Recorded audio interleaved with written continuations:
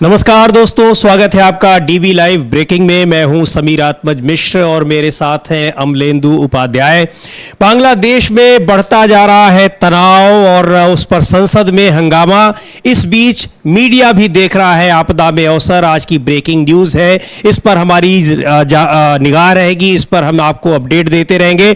बांग्लादेश की स्थिति लगातार खराब होती जा रही है। संसद में भारत पर उसका क्या असर पड़ेगा, इसे लेकर चिंताएं जताई जा रही हैं। विदेश मंत्री एस जयशंकर ने कल संसद के दोनों सदनों में इस पर स्थिति भी स्पष्ट की, सरकार की क्या स्थिति है उन्होंने जानकारी दी। उससे पहले इस मामले में एक सर्वदलीय बैठक भी बुलाई गई, लेकिन इसे लेकर जिस तरह से जो बांग्लादेश में जिस तरह से वहां की स्थिति लगातार खराब होती दिख रही है, अल्पसंख्यकों पर हमले हो रहे हैं, उसे लेकर भारत में चिंता काफी गहराती जा रही है।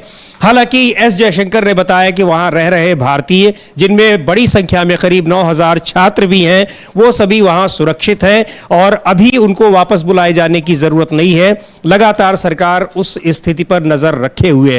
इस बीच वहां की जो निर्वासित प्रधानमंत्री हैं शेख हसीना, वो भारत में हैं अभी भी। वहां एक अंतरिम सरकार का गठन करने की कोशिश की जा रही है, जिसका प्रमुख मोहम्मद यूनुस को बनाया गया है। और बांग्लादेश में जिस तरह की तस्वीरें हम लगातार देख रहे हैं, वो जाहिर तौर पर पड़ोसी देश भारत के लिए भी चिंता का विषय है। इसके अलावा पूरे जो दक्षिण एशिया के देश हैं उनके लिए भी वो चिंता का विषय है। पूरे एशियाई देशों के लिए एक गंभीर संकट की स्थिति दिख रही है बांग्लादेश की स्थिति की वजह से। और इन सारी चीज़ों पर चूंकि भारत की एक लंबी सीमा बांग्लादेश से लगती है और राजनीतिक और भौगोलिक स्थितियों के अलावा वहाँ की जो सांस्कृतिक जो संबंध है बांग्लादेश के साथ, वो भी बहुत महत्वपूर्ण, बहुत मायने रखते हैं। भारत के बहुत सारे लोग वहाँ पर रह रहे हैं और हालांकि बताया जा रहा है कि वो सुरक्षित हैं, अभी उनको बाहर वापस लाने की ज़रूरत नहीं है। स्थिति पर भारत सरकार लगातार नज़र रखे हुए है, लेकिन गंभीर लोगों में चिंता, जिस तरह की वहाँ की तस्वीरें दिखाई पड़ रही हैं, वहाँ के समाचार मिल रहे हैं, उसे लेकर भारत में चिंता बने रहना स्वाभाविक है। खास तौर पर उनके लिए जिनके परिजन वहाँ रह रहे हैं, वहाँ गए हुए हैं। चूँकि बांग्लादेश से बिल्कुल सटा हुआ जो प्रमुख राज्य है अपना पश्चिम बंगाल, वहाँ के तो बहुत सारे लोगों के वहाँ रिश्तेदारियाँ हैं और लोगों का आना जाना लगातार लगा रहता है। उन सारी स्थितियों को देखते हुए बांग्लादेश से जो तस्वीरें आ रही हैं, निश्चित तौर पर उन लोगों को विचलित करने वाली हैं। अवामी लीग जो शेख हसीना की पार्टी है, उसके कई नेताओं के इस बीच उनके मारे जाने की खबरें आ रही हैं। कई संपत्तियों को नुकसान पहुंचाया गया है। अवामी लीग के एक प्रमुख नेता के होटल में कल आग लगा दी गई, जिसमें कई लोग मारे गए। तो इस तरह की जो तमाम तस्वीरें हैं बहुत विचलित करने वाली हैं। हालांकि उन्हीं के बीच में ऐसी तस्वीरें भी, ऐसे वीडियोस भी और ऐसी खबरें भी आ रही हैं कि मस्जिदों से ऐलान किया जा रहा है कि हमें किसी भी तरीके से अल्पसंख्यकों के ऊपर हमला नहीं करना है और ना ही अल्पसंख्यकों के ऊपर जो हमला कर रहे हैं उनको रोकने की भी कोशिश करनी है। ऐसा ना हो कि इससे हमारे यहाँ का जो सांप्रदायिक सौहार्द हो वो बिगड़े। लेकिन तमाम मंदिरों पर और तमाम जो अल्पसंख्यक समुदाय के लोग हैं, खासतौर पर हिंदुओं पर हमले की खबरें लगातार आ रही हैं। इस मामले पर लेकर संसद में कल स्थगन प्रस्ताव का नोटिस दिया गया था, उस पर चर्चा भी हुई। उसको लेकर आज भी संसद में चर्चा के आसार हैं और उस पर जो चिंता जताई जा रही है विपक्षी नेताओं की ओर से भी और सरकार की तरफ से भी, उस पर आज भी चर्चा होने के आसार हैं। इस पर और क्या जानकारी है, संसद में बांग्लादेश में जो कुछ भी हो रहा है उस पर किस तरह की चर्चा होगी और जो प्रतिक्रियाएं आ रही हैं वो किस तरह की आ रही हैं। अमलेंदु जी, अभी क्या लग रहा है कि ये जो बांग्लादेश की स्थिति है उस पर जिस तरह से एक जो हम लोग तस्वीरें देख रहे हैं लगातार, निश्चित तौर पर बड़ी हैरान करने वाली हैं, उसे लेकर भारत में चिंता जताया जाना स्वाभाविक है। हालांकि सोशल मीडिया पर बहुत ही इस पर अलग अलग तरह के लोगों के बयान आ रहे हैं और सरकार की ओर से भी ये कहा गया है कि उस पर हमें बहुत ही सोच विचार करके टिप्पणी करनी चाहिए। क्योंकि सर्वदलीय बैठक में भी जब बातें हुई तो उसमें विपक्षी दलों ने भी इस मुद्दे पर सरकार के साथ खड़े रहने का आश्वासन दिया है कि सरकार इस पर नजर बनाए हुए है और हम लोग सरकार के साथ खड़े हैं। तो अब जो स्थिति है, अब ये संसद में भी एक मुझे लग रहा है कि इस पर खास तौर पर चर्चा होगी। बाकी और तमाम मुद्दे जो हैं वो एक तरह से कह लीजिए कि वो परिदृश्य से बाहर हो जाएंगे या काफ़ी कुछ हो जाएंगे, क्योंकि इस समय की जो सबसे बड़ी घटना है, और बांग्लादेश हमारा बिल्कुल पड़ोसी देश है, उसकी सीमाएं लगी हुई है, एक बड़ी जो लंबी सीमा है, तो उसको लेकर अब संसद में किस तरह के चर्चा की उम्मीद की जा रही है? देखिए समीर जी, संसद में चर्चा हो सकती है, विपक्ष मांग कर सकता है फिर से कि संसद में चर्चा हो इस पे, और वहाँ के क्या हालात हैं उसको सरकार जो है वो सदन को अवगत कराए। हालांकि कल विदेश मंत्री एस जयशंकर ने सदन में अपना वक्तव्य दिया था और वहाँ की जो परिस्थितियाँ हैं उसको लेकर कुछ सूचनाएं उन्होंने सदस्यों के साथ साझा की थी। इससे पहले कल दिन में सुबह 10 बजे सर्वदलीय बैठक बुलाई गई थी। उस सर्वदलीय बैठक में भी सारे दलों के नेताओं को जो वहाँ की परिस्थितियाँ हैं उनको लेकर बताया गया था कि वहाँ क्या क्या चल रहा है इस समय बांग्लादेश में, सरकार की तरफ से उसकी जानकारियाँ दी गई। उसी बैठक में राहुल गांधी ने कुछ सवाल जो थे वो विदेश मंत्री से पूछे थे वहाँ की हालात को लेकर, और ये सवाल उन्होंने किया था कि क्या इसके पीछे कोई विदेशी ताकतों का हाथ भी वहाँ है। तो इस पर जयशंकर ने बताया था कि विदेशी ताकतों का हाथ ये समझा जा सकता है कि पाकिस्तान का एक डिप्लोमेट जो है उसने अपनी सोशल मीडिया की डीपी बदल ली, इससे ज़्यादा कोई इनपुट अभी तक नहीं है। इधर खबर ये आ रही है कि वहाँ का जो दूतावास है भारत का, वहाँ से काफ़ी कर्मचारी, लगभग 100 से अधिक कर्मचारी जो हैं वो वापस आ गए हैं, और 200 के आसपास भारतीय जो हैं वहाँ से बांग्लादेश से वापस आ गए हैं भारत। तो ये खबरें अभी हैं। अब इस पर चर्चा की मांग हो सकती है, चूँकि विपक्ष चाहता है कि इस पर रोज़ सदन को अवगत कराया जाए कि वहाँ क्या स्थितियाँ बन रही हैं, किस तरीके से वहाँ उत्पात मचा हुआ है बांग्लादेश में, और उसका हमारे देश में क्या असर पड़ेगा या हमारे जो बांग्लादेश का संबंध है उन पर क्या असर पड़ सकता है। अब देखना ये है कि सरकार इस पर क्या जवाब देती है और रोज़ सदन को अवगत कराती है कि नहीं कराती है। ये इतना गंभीर मसला है कि इस पर सरकार को रोज़ सदन को अवगत कराना चाहिए, और ऐसे समय में जबकि सदन चल भी रहा है तो इस समय सरकार की जिम्मेदारी बन जाती है कि वो सदन को वहाँ के ताज़ा घटनाक्रम से अवगत कराए, और सरकार इस पर क्या एक्शन ले रही है या भारत जो है वो किस तरीके से वहाँ की परिस्थितियों को संभालने में या उसको टैकल करने में क्या मदद कर सकता है या क्या प्रिकॉशंस उठा रहा है, इसकी भी जानकारी सदन को मिले। जी बिल्कुल, और ताकि बांग्लादेश, जैसा कि बताया हमने कि एक लंबी सीमा वहाँ से भारत की मिली हुई है, और वहाँ जो जिस तरह के उपद्रव की स्थिति बनी हुई है, लगातार हिंसा की खबरें आ रही हैं और लोगों के मारे जाने की खबरें आ रही हैं, आगजनी की खबरें आ रही हैं। जाहिर तौर पर उस तरह की चीज़ें जो विचलित करने वाली चीज़ें हैं, भारत में उसका क्या असर होगा, भारत में उसका कोई निगेटिव असर ना पड़ने पाए, उस तरह की परिस्थितियों को वहाँ जो कुछ भी हो रहा है यहाँ से उसको जोड़ करके ना देखा जाए। ये बहुत सारी चीज़ें हैं जिस पर सतर्क रहने की ज़रूरत है, और लगातार ये अपील भी की जा रही है सरकार की तरफ से भी और तमाम दूसरी संस्थाओं की भी तरफ से। और ये भी कहा जा रहा है कि सारे वहाँ से बहुत सारे आज के इस ज़माने में तमाम फेक वीडियोस भी है, हालांकि वहाँ से जो वास्तविक तस्वीरें हैं हिंसा की वो भी बहुत विचलित करने वाली हैं। ऐसा नहीं है कि फेक वीडियोस ही आ रहे हैं, लेकिन फिर भी हमें अपनी प्रतिक्रियाओं को सतर्क तरीके से देखने की ज़रूरत है, और कोई भी प्रतिक्रिया देने से पहले सोच समझ करके वेरीफाई करके चीज़ों को तब देना चाहिए। और इस मामले में जाहिर तौर पर संसद में अपडेट देने की आवश्यकता है, लगातार सरकार को अपडेट देना चाहिए अगर सदन चल रहा है। इसकी मांग भी विपक्ष की तरफ से की जा रही है। संसद की कार्यवाही जब शुरू होगी हम आपको सीधे ले चलेंगे संसद भवन में, लोकसभा और राज्यसभा में, लेकिन उससे पहले जिस तरह से तमाम नेताओं के, सत्ता पक्ष और विपक्षी नेताओं के बयान आ रहे हैं और जो चिंता जताई जा रही है उस पर हम नजर डालते हैं। कांग्रेस के नेता जयराम रमेश कुछ कह रहे हैं, एक बार सुनते हैं कि क्या कहना है उनका इस मुद्दे पर। शाम को कांग्रेस अध्यक्ष जी ने एक बैठक बुलाया जिसमें कुछ सांसद और एआईसीसी के वरिष्ठ पदाधिकारी भी मौजूद थे। इस बैठक में कांग्रेस संसदीय दल की अध्यक्षा श्रीमती सोनिया गांधी जी, तो तमाम नेताओं की, विपक्ष के, सत्ता पक्ष के नेताओं की, और चूंकि जो विदेश मंत्री एस जयशंकर ने खुद ही बयान दिया है, उससे पहले सर्वदलीय बैठक भी उन्होंने की जिसमें विपक्ष के तमाम नेताओं से बातचीत की गई। और जो पतंजलि के सर्वे सर्वा हैं, पतंजलि ग्रुप है और योग गुरु हैं बाबा रामदेव, उन्होंने भी इस मुद्दे पर कुछ कहा है। सुनते हैं उनका क्या कहना है, हालांकि अब उस पर हम चर्चा करेंगे। सुन लेते हैं एक बार बाबा रामदेव क्या कह रहे हैं बांग्लादेश में जो कुछ भी हो रहा है उस पर।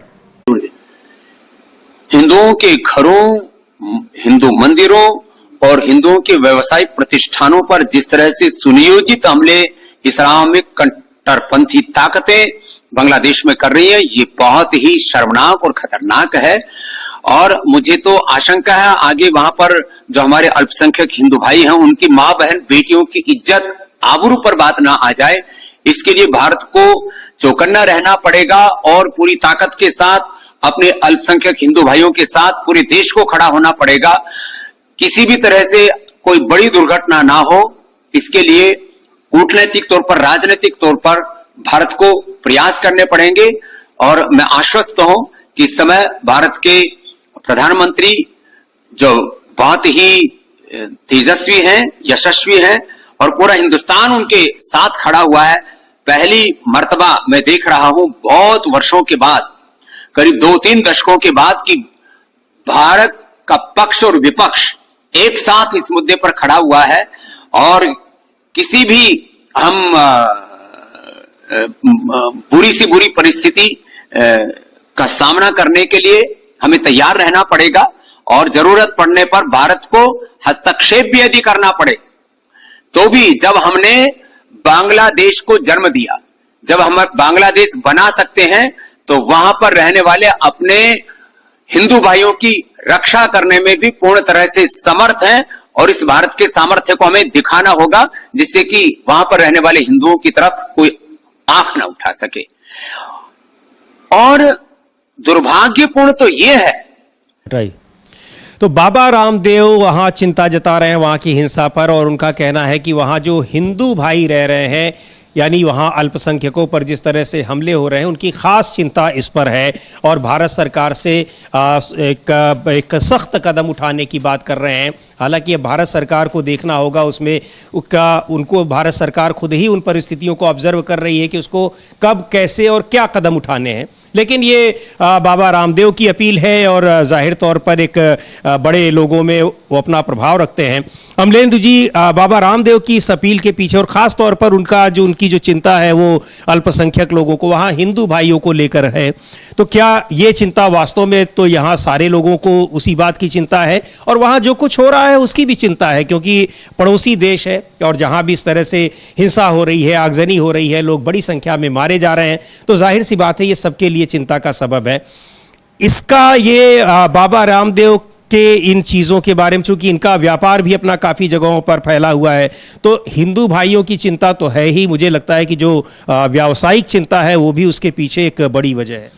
नहीं समीर जी, सिर्फ व्यावसायिक चिंता नहीं है, असल में बाबा रामदेव और हमारा मीडिया जो है, जो कॉर्पोरेट मीडिया है, जिसको हम मुख्य धारा का मीडिया लगातार कहते हैं, वो इसी धुन में लगा हुआ है कि किस तरीके से भारत में सांप्रदायिक माहौल ख़राब हो बांग्लादेश की घटनाओं को लेकर।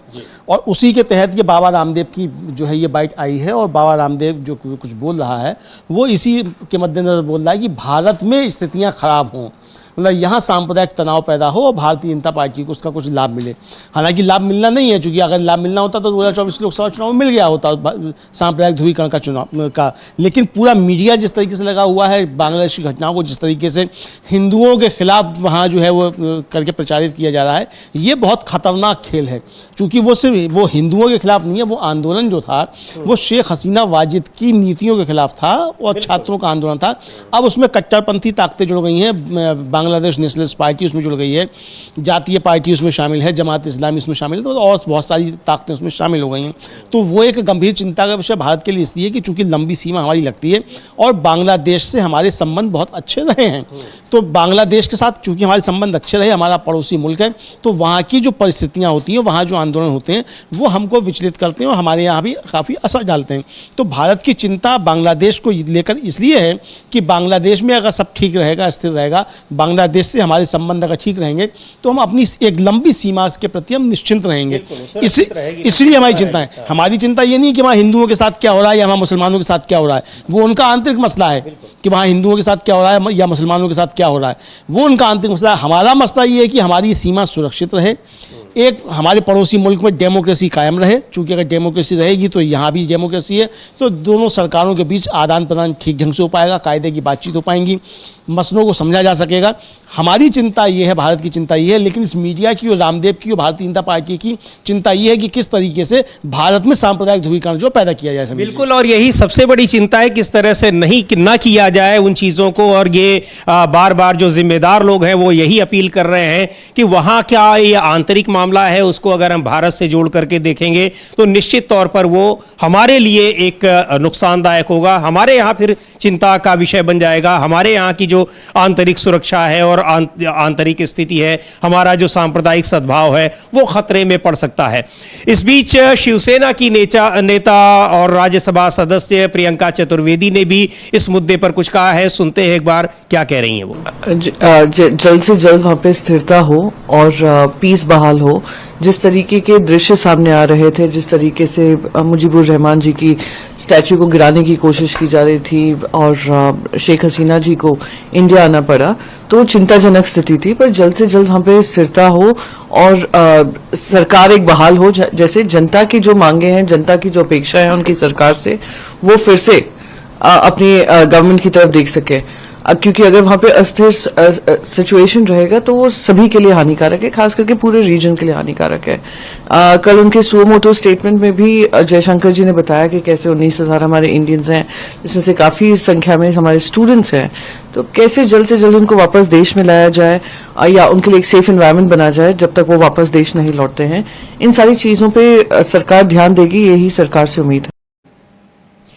तो इस बांग्लादेश की स्थिति पर सभी चिंतित हैं और सरकार से उम्मीद है कि वो जो कदम उठाएगी वो देश हित में उठाएगी, उन सारी परिस्थितियों को देखते हुए उठाएगी कि उसका भारत पर क्या असर होगा। शिवसेना नेता प्रियंका चतुर्वेदी कह रही थी और यही बात एस जयशंकर ने कल संसद में दोनों सदनों में इस बात को बताया भी, जानकारी दी। जो सर्वदलीय बैठक उससे पहले कल सुबह हुई उसमें भी उन्होंने पूरी स्थिति की जानकारी देते हुए भारत के रुख को भी स्पष्ट करने की कोशिश की। लेकिन बांग्लादेश की अगर बात करें तो वहां से लगातार विचलित करने वाली खबरें आ रही हैं, तस्वीरें आ रही हैं, वीडियोस आ रहे हैं, आगजनी की कई घटनाएं हो रही हैं, लोग मारे जा रहे हैं और अभी भी वहां स्थिति बिल्कुल सामान्य नहीं हुई है, बल्कि कह लीजिए कि वो बदतर ही होती जा रही है। इस बीच वहां राजनीतिक जो घटनाक्रम हो रहा है, राष्ट्रपति ने वहां पर मोहम्मद यूनुस के नेतृत्व में एक जो केयर टेकर सरकार जिसको कह सकते हैं उसका गठन किया है, लेकिन अभी वो काम नहीं शुरू कर पाई है। स्थिति को संभालने में भी समय लगेगा। सेना के ऑब्जर्वेशन में ही ये सारी राजनीतिक जो घटनाक्रम जो कुछ हो रहा है वो अभी हो रहा है। अभी देखने की बात है कि कब तक ये चीजें नियंत्रण में आ पाएंगी। फिलहाल वहां स्थिति बहुत ही तनावपूर्ण बनी हुई है और लगातार हिंसा की खबरें आ रही हैं। इन सारे मुद्दों पर जाहिर तौर पर संसद में आज भी चर्चा होगी। कई और मुद्दे भी हैं जिस पर संसद में स्थगन प्रस्ताव के नोटिस दिए गए हैं, उन पर अभी अमलेंदु जी से हम बात करेंगे।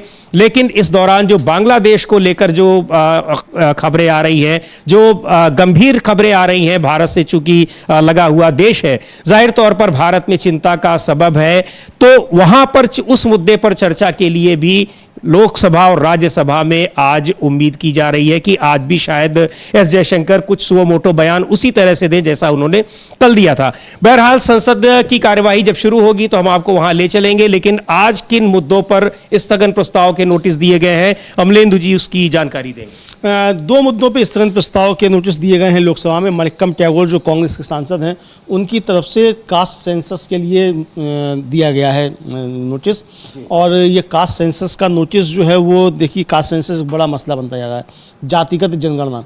राहुल गांधी ने अपने भाषण में इसको लेकर बहुत तीखे शब्दों में अपनी बात रखी थी, तो ये आज इस पर स्थगन प्रस्ताव दिया गया है कांग्रेस की तरफ से। मरिक्कम टैगोर दूसरे कांग्रेस के ही सांसद हैं, हेबी हेडन, उन्होंने मुल्ला पेरियार बांध जो है उसको लेकर एक स्थगन प्रस्ताव दिया है। तो वो थोड़ा राज्य संबंधित मसला है, लेकिन ये जो जातिगत जनगणना का सवाल है इस पर गंभीर बात है। इसके साथ साथ सूचना ये है समीर जी की कल रात में जो कांग्रेस अध्यक्ष मल्लिकार्जुन खड़गे हैं उनके आवास पर कांग्रेस की एक कोर कमेटी की बैठक हुई है, जिसमें सोनिया गांधी, राहुल गांधी, के.सी. वेणुगोपाल, जयराम रमेश ये सब उपस्थित थे, और उसमें चर्चा की गई है कि जातिगत जनगणना पे कराने के लिए कांग्रेस क्या रणनीति सदन में अपनाएगी, और जो ओबीसी में क्रीमी लेयर लगा हुआ है तो उसका कोटा जो है वो बढ़ाने के लिए किस तरीके से सदन में प्रस्ताव लेकर आया जाए, इस पे चर्चा हुई है। उसकी जानकारी जयराम रमेश ने दी है मीडिया को, कल रात में ही उन्होंने दी थी। जयराम रमेश का हम बयान एक बार सुनवा देते हैं कि कल की मीटिंग में हुआ क्या। जी बिल्कुल, सुनते हैं जयराम रमेश ने जो कल मल्लिकार्जुन खड़गे के आवास पर बैठक हुई, उसमें जो चर्चाएं हुई उस पर उनका क्या कहना है, क्या जानकारी उन्होंने मीडिया को दी है।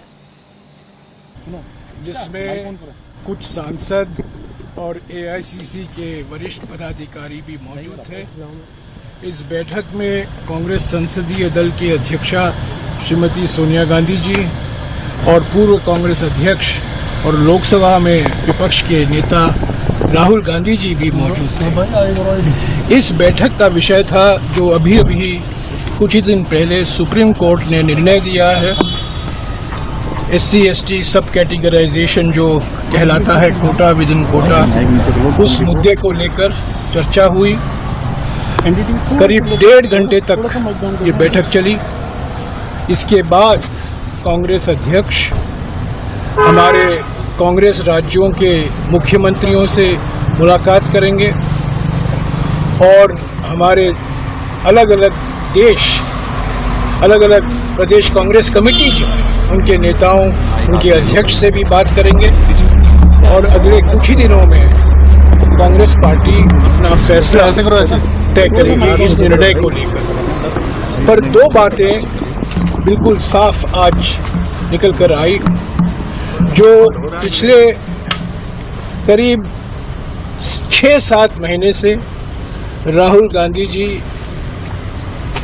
कास्ट सेंसस को लेकर, जाति जनगणना को लेकर जो बार बार वो मांग कर रहे हैं, हमारे चुनाव प्रचार में भी ये एक 25 गारंटियों में से एक गारंटी था कांग्रेस पार्टी की ओर से कि हम देश भर में राष्ट्रीय संस्था द्वारा हम एक जाति जनगणना करवाएंगे। उसकी मांग को लेकर आज फिर से बात हुई कि जाति जनगणना करना अनिवार्य है, बहुत ज़रूरी है।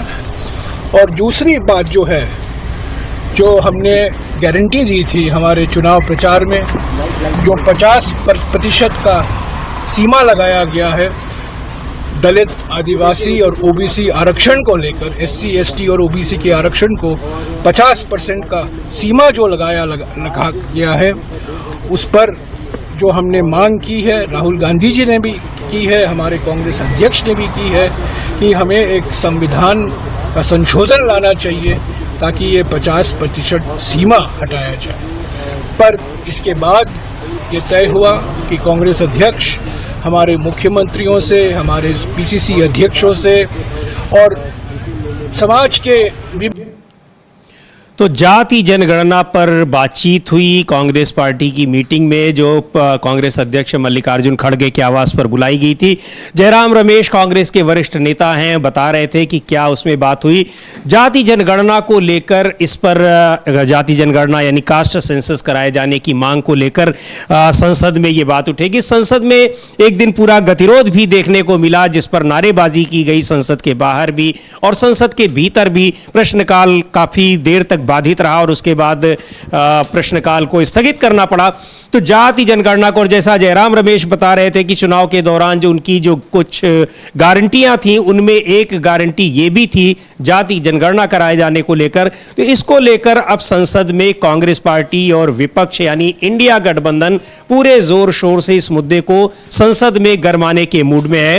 और ये जो लगातार अभी मानसून सत्र में, इसको एक तरह से पहला ही सत्र माना जाए जो एक राष्ट्रपति के भाषण के बाद हुआ, यहीं से इसकी शुरुआत हो गई है। और जाति का मुद्दा इतना कई दिनों तक उछाया रहा पार्लियामेंट में, और अभी भी कुछ ऐसे मुद्दे आ रहे हैं जिसकी वजह से वो थोड़ा धीमा पड़ा है। लेकिन मुझे लग रहा है कि अब ये जाति जनगणना की मांग अगर उठती है संसद में, और उस पर चूंकि नोटिस भी दिया गया है कार्य स्थगन प्रस्ताव का, तो जाहिर तौर पर इस पर सरकार को घेरने की पूरी कोशिश होगी विपक्ष की, और विपक्ष इस मामले में बहुत ही एकजुट दिखाई पड़ रहा है। जी समीर जी, विपक्ष एकदम एकजुट है और इस मसले को गंभीरता से उठा रहा है और सरकार पे दबाव डाल रहा है। और विपक्षी एकजुट नहीं है समीर जी, ये मसला ऐसा है कि इस पर एनडीए में भी फूट हो जाएगी, क्योंकि जनता दल यू और तेलुगु देशम और चिराग पासवान की एलजेपी, इनके सामने संकट होगा कि इस मसले पर कैसे वो सरकार के साथ खड़े हों।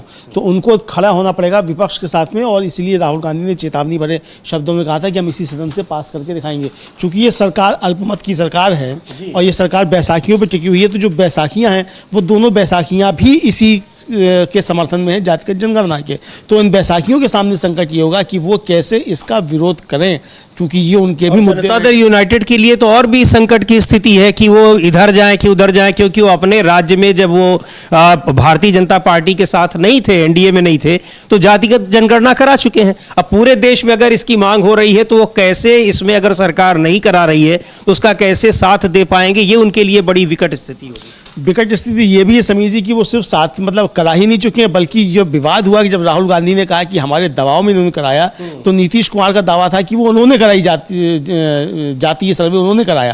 तो राज्य चूंकि जनगणना नहीं करा सकते हैं तो सर्वे कराया, तो उनका दावा था कि वो सर्वे उन्होंने कराया। तो अगर सर्वे आपने कराया था और राहुल गांधी के दबाव में आपने नहीं कराया था, तो अब सब दीजिए आप समर्थन।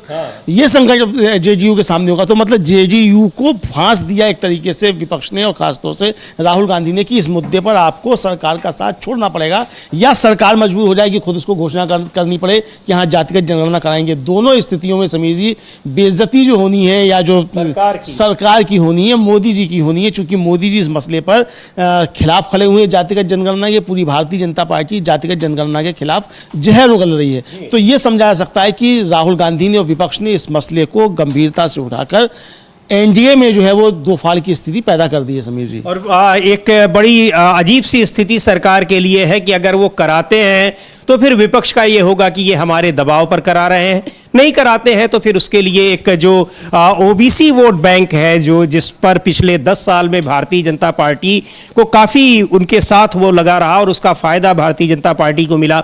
लगातार 2 बार केंद्र में सरकार बनाई, कई बार दूसरे राज्यों में सरकारें बनी। तो ये इन सारी चीज़ों को लेकर अब एक संकट की स्थिति में भारतीय जनता पार्टी है, जाति जनगणना कराए जाने के मुद्दे को लेकर। निश्चित तौर पर अगर ये स्थगन प्रस्ताव का नोटिस दिया गया है, नहीं स्वीकार होता है, मुझे लगता है कि स्थगन प्रस्ताव का नोटिस अब बार बार दिया जाएगा। और मणिकम टैगोर तो लग रहा है कि अब स्थगन प्रस्ताव का नोटिस देने का रिकॉर्ड ही बनाने वाले हैं। हाँ बिल्कुल, रोज ही वो कोई न स्वीकार नहीं हो रहे हैं। हाँ स्वीकार नहीं हो रहे हैं, लेकिन वो रोज किसी न किसी महत्वपूर्ण विषय पर नोटिस दे रहे हैं। वो सारे विषय ऐसे जो राष्ट्रीय महत्व के हैं। तो राष्ट्रीय महत्व के विषयों पे, जनता के सवालों पे अगर मणिकम टैगोर नोटिस दे रहे हैं तो एक अच्छी बात है। और जैसे आपने कहा कि वो रिकॉर्ड बनाने जा रहे हैं, तो मुझे लगता है वो रिकॉर्ड बनाकर रहेंगे कि कितनी बार उन्होंने राज्य लोकसभा में स्थगन प्रस्ताव दिए, किन मसलों पर दिए, और उन मसलों पर सरकार किस तरीके से बैकफुट पर नजर आई। जाहिर सी बात है सरकार पर नजर आई और चर्चा नहीं कराना चाहती, इसीलिए तो नोटिस स्वीकार नहीं किए जा रहे हैं। हाँ, नोटिस इसीलिए स्वीकार नहीं किए जा रहे हैं। सारे गंभीर मसले हैं, चर्चा इसीलिए नहीं कराई जा रही है क्योंकि इन मसलों पर सरकार गिरेगी।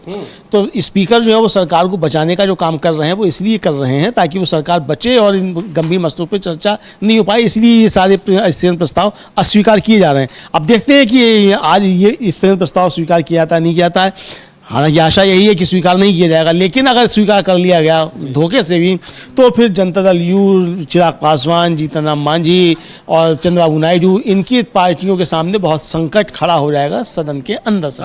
छोटी पार्टी अभी अपना दल वो तो होता है खुल के समर्थन में, वो तो खुल के समर्थन में जाती है। वो तो बयान क्यों केवल उत्तर प्रदेश में ही सरकार के विरोध में है कि केंद्र में भी विरोध? नहीं, उनका तो अभी बयान आया, वो उसके मैं पुष्टि नहीं कर सकता चूंकि मैंने केवल पढ़ा है वो बयान उनका। उन्होंने कहा कि सरकारें तो आती जाती रहती है, जातिगत जनगणना होकर रहेगी। तो ये अनुप्रिया पटेल का कहना है कि आप केंद्र में मोदी जी के साथ मंत्री बनी हो, अखिलेश यादव ने उसी पे कहा था कि ऐसे काम नहीं चलेगा। अगर आप आरक्षण चाहते हैं और जातिगत जनगणना के समर्थन में है तो भारतीय जनता पार्टी से इस्तीफा दे दी, भारतीय जनता पार्टी का साथ छोड़ दीजिए। वो कल हम लोगों ने सुनवाई भी थी उनकी बाइट।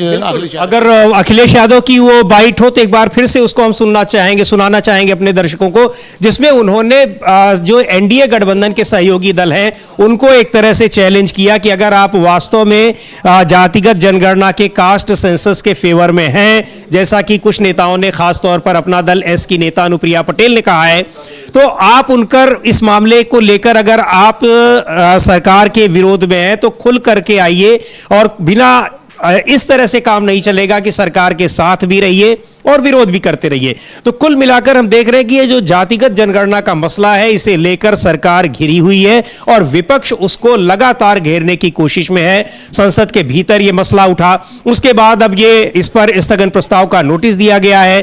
स्थगन प्रस्ताव का नोटिस स्वीकार होता है तब सरकार घिरेगी, सरकार के सहयोगी दल घिरेंगे। अगर नहीं होता है तो शायद ये दोबारा दिया जाए और विपक्ष की ये कोशिश होगी कि जिस मुद्दे को वो अपना चुनावी एजेंडा बनाकर आई थी, उससे उसको फायदा हुआ है, तो वो बार बार संसद में उस मुद्दे को उठाता रहे। यह विपक्ष की कोशिश होगी, खासतौर से कांग्रेस पार्टी की। और जो भी इंडिया गठबंधन के बड़े दल हैं, चाहे समाजवादी पार्टी हो चाहे दूसरे दल हो, ये सारे लोग, तृणमूल कांग्रेस हो, ये सब उसके साथ में है इस मुद्दे पर और इन तमाम मुद्दों पर। महाराष्ट्र की राजनीति भी लगातार गरमाई हुई है। वहां के भी जो लोकसभा के सदस्य हैं, राज्यसभा के सदस्य हैं, इस मामले में सरकार के साथ है, माफ कीजिएगा, इंडिया गठबंधन के साथ है।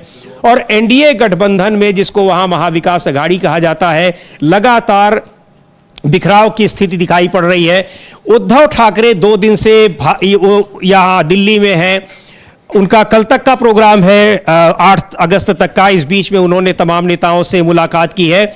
ये इंडिया गठबंधन में जो घटक दल हैं उनके बीच में अब जो चुनावी रणनीति है, चूंकि अक्टूबर तक वहां पर चुनाव होने वाले हैं अगले 2-3 महीनों में, अब उनकी रणनीति सीट शेयरिंग तक पहुंच गई है। उद्धव ठाकरे जो मुलाकातें कर रहे हैं उनमें यही सारी बातें खुल करके आ रही हैं कि इन मसलों पर चर्चा हो रही है। तो अब उसमें और क्या अपडेट है, क्या बातें हो रही हैं, उस पर हम लोग चर्चा करेंगे। लोकसभा राज्यसभा की कार्यवाही शुरू हो चुकी है। एक बार रुक करेंगे लोकसभा का, देखते हैं वहां क्या हो रहा है। और लगातार जो बांग्लादेश को लेकर चिंता जताई जा रही है, वहां जो हिंसा की खबरें आ रही हैं, उस पर हम आपको अपडेट देते रहेंगे। पहले रुक करते हैं लोकसभा का।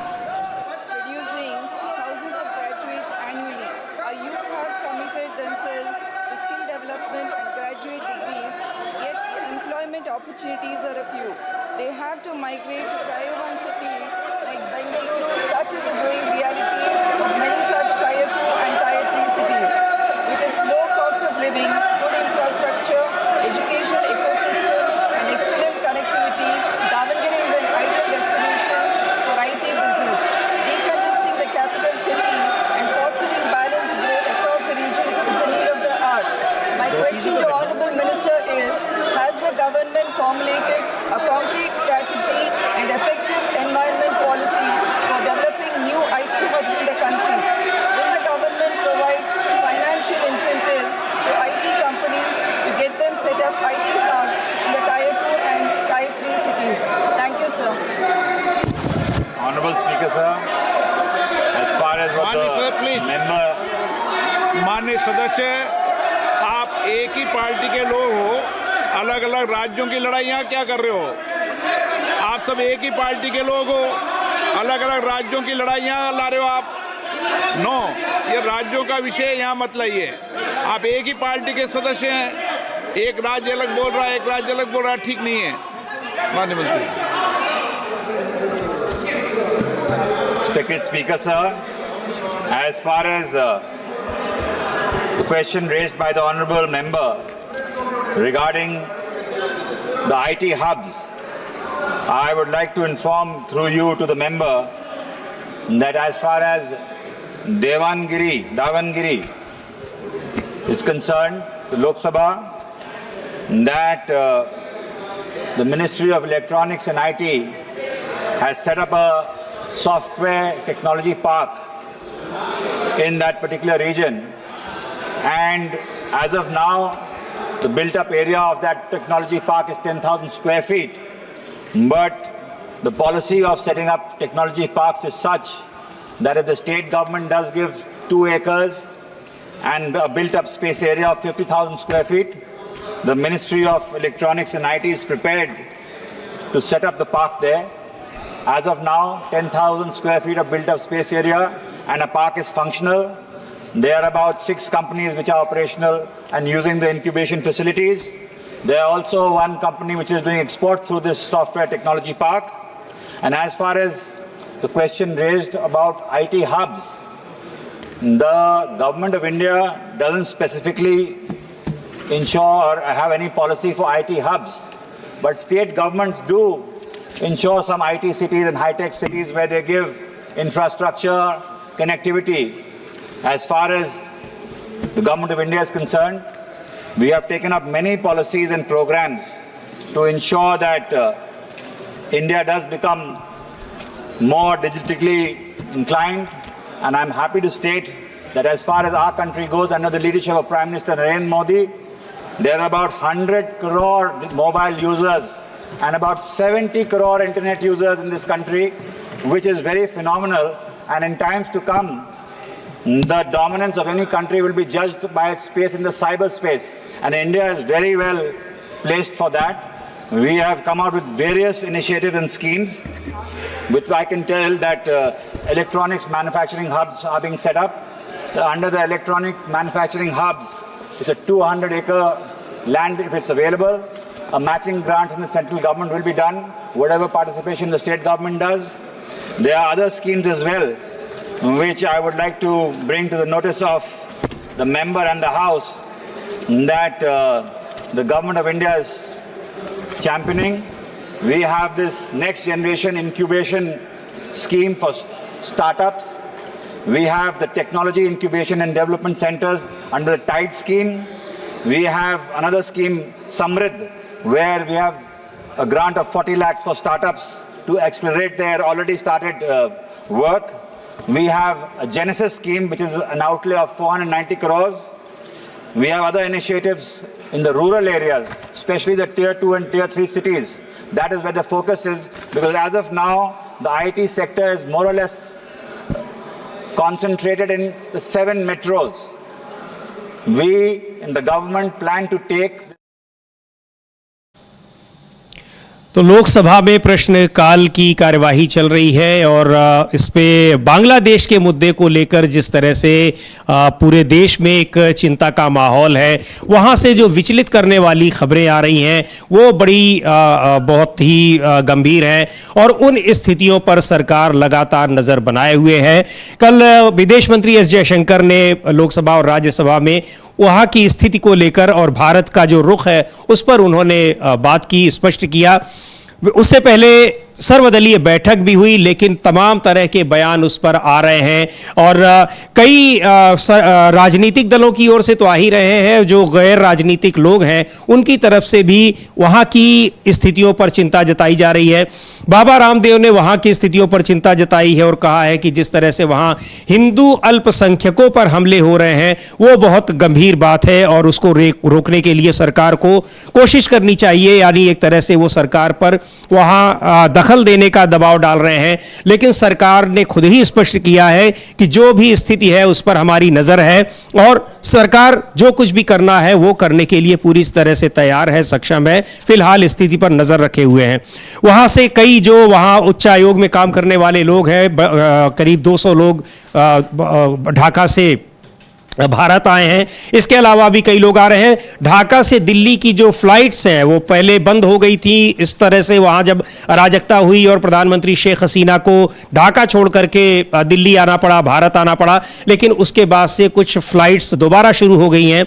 लेकिन ढाका में और पूरे बांग्लादेश में अभी जो अराजकता की, हिंसा की जो खबरें आ रही हैं, आगजनी की जो खबरें आ रही हैं वो लगातार अभी आ रही हैं, यानी वहां के हालात अभी भी ठीक नहीं हुए हैं, गंभीर स्थिति बनी हुई है।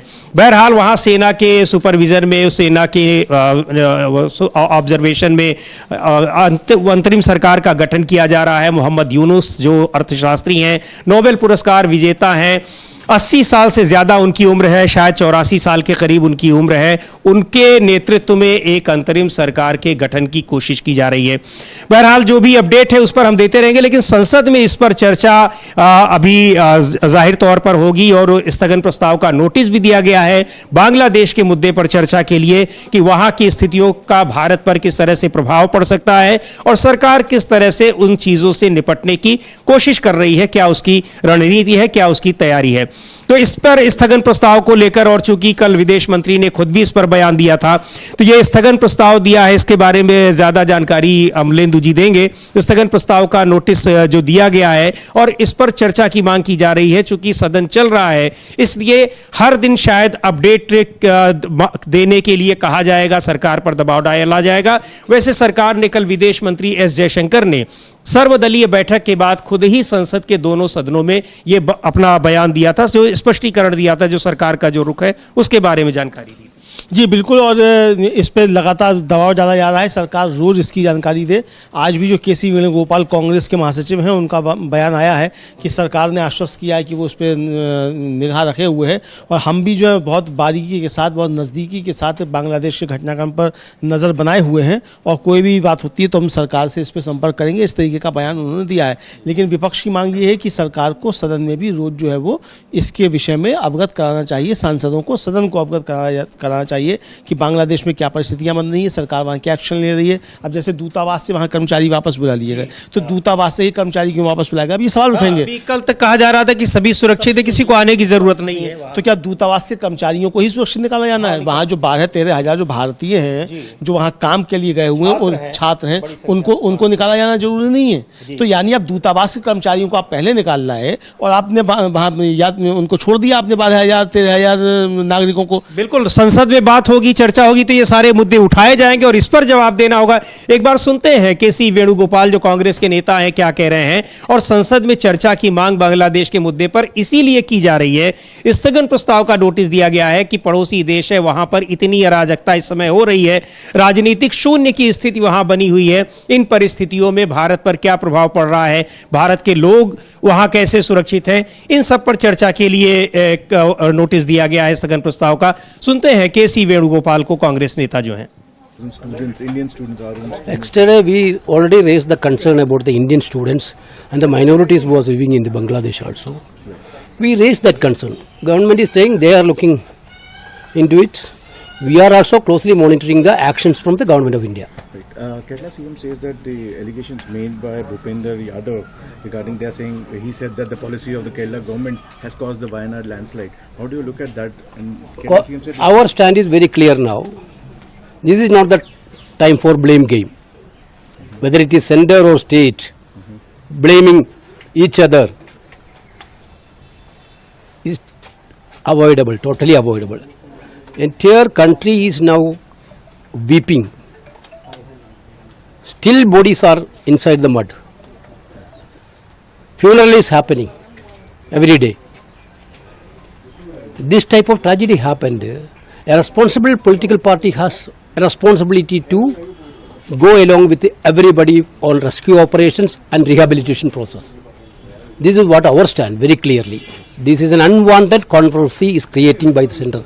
If they have serious issues, there is a time to discuss all these things. They have to wait at least for few days. last question, sir. Indexation tax, which you talked about, sir, which Rahul ji also talked about the indexation tax. And तो केसी वेणुगोपाल जो बता रहे थे कि किस तरह से क्यों संसद में बांग्लादेश के मुद्दे पर चर्चा कराने की मांग की जा रही है वहां पर, चूंकि जो भी है। और एक बार हाँ बिल्कुल राज्यसभा का रुख करते हैं कि वहां क्या चल रहा है। धनखड़, जगदीप धनखड़ साहब सभापति इस समय कुछ बोल रहे हैं, कुछ हिदायत दे रहे हैं सांसदों को। मुझे लग रहा है कि बायां हाथ उनका उठा है तो विपक्षी सांसदों को ही कुछ हिदायत दे रहे होंगे। सुनते हैं क्या कह रहे हैं। Please, yes, Tiruchi. Sir, the fourth ministry as selected by the chairman is Ministry of Cooperation, and I have to initiate that, sir, as per decision, sir. Yes. And now my right is forfeited because yesterday, day before yesterday, Cooperation Ministry was listed. Yesterday also was lifted, whereas the non-renewable energy was discussed for 8 hours. And today it has not been listed, sir. The finance bill has come, rather appropriation bill, you can call it a money bill. But yesterday, sir, we submit to you, sir. You have to protect us. Yes. I spoke to the Honorable Parliamentary Affairs Minister. We'll sit for 2 more hours today and tomorrow. Give 4 hours for Ministry of Cooperation. Then we can take up all other things, appropriation or finance bill as per decision, sir. But that is not it. Why it is not listed, sir? Chairman has to protect us. One second. Should I sit down, sir? Now, I heard your point. Let me have my. Should I sit down, sir? Yes. Thank you. No, he has made his point, Jairam, with clarity. The honorable member has with clarity made his point. No, nothing to be added. I have taken note of it. I shall not abort our discussion. Okay? And the chair is quite competent to bring it about. Rest we will discuss in my chamber. Honorable members, Will we be allowed, sir? Please. We will table, lay on the table. our I am speech. prepared to sit not only up to midnight, but till the early hours. Are you sure? I am so glad. And please, for one thing, believe in your chairman. I am not the one to trample any wholesome parliamentary practice. If I will go down in your hearts as one who has innovated mechanisms to give you greater opportunity. Now, yes, matters raised with permission. I have received from leader of the opposition, Sri Mallikarjun Kharge ji, that he wishes to raise an issue of public importance in the Rajya Sabha, and the subject is that according to his input, there is a move afoot to ensure that preamble of the Indian Constitution be treated not the way it should be under NCERT books. Now I find, sir, I find this is an apprehension. This, according to your communication, ये लिखा है, हमें ऐसी जानकारी मिली है. नहीं sir, जानकारी मिली है. Honorable leader of the opposition. नहीं, जानकारी मिली है. Honorable leader of the opposition. जानकारी मिली है, ये किस सोर्स से मिली है वो मैं भी कहूँगा, और आप भी जानते हैं. मैं नहीं जानता सर. हाँ, मैं कुछ नहीं जानता. नहीं, आप बहुत कुछ जानते हैं, लेकिन सबको ऐसा अपने बातों से ये कहते हैं कि जो मैं कह रहा हूँ वो ठीक है, आप जो कह रहे हैं वो ठीक नहीं है. ये हमेशा आप बोलते हैं, बहुत ही कुछ हुआ तो मेरे चैम्बर में आओ. तो ये इसीलिए सर मेरा. पर आप कभी चैम्बर में आए नहीं. नहीं, मैं सर एक काम कीजिए, आज आप मेरे चैम्बर में ये डिस्कस करने के लिए आइए. नहीं, ये इम्पोर्टेंट है सर, क्योंकि इतना महत्वपूर्ण है. और ये जो एनसीईआरटी की टेक्स्ट बुक्स में संविधान के प्रियम्बल को हटाया गया है, और टेक्स्ट बुक्स में संविधान का प्रियम्बल अब तक प्रिंट हुआ करता था. पहले प्रियम्बल हमारे संविधान की आत्मा है. ये हमारे संविधान और लोकतंत्र का फाउंडेशन प्रिंसिपल्स जैसे जस्टिस, लिबर्टी, इक्वालिटी, फ्रेटर्निटी और इनके वैल्यूज़ को दर्शाता है. ये इतना रहते हुए भी, और एक बार मैं ये भी बताना चाहता हूँ, जब कॉन्स्टिट्यूंट असेंबली में ये बात चली और भाषण भी हुआ, जब 25 नवंबर 1949 को ये कहा गया कॉन्स्टिट्यूंट असेंबली में, we must make our political democracy a social democracy as well. A political democracy cannot last unless there lies at the base of it social democracy. What does social democracy mean? It means a way of life which recognizes liberty, equality, and fraternity as the principles of life. These principles of liberty, equality, and fraternity are not to be treated as the separate items in the Trinity.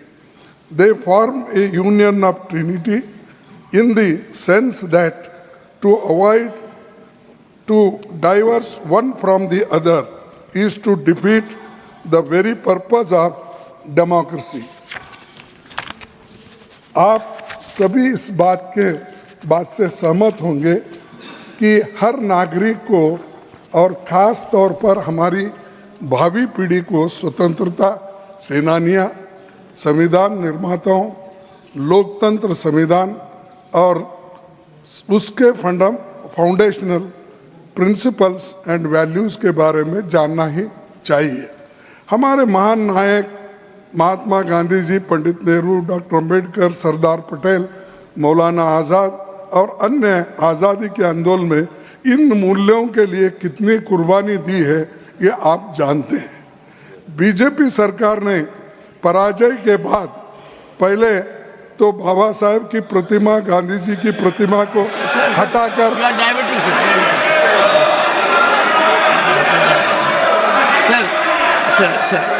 Sir your subject you are debating नहीं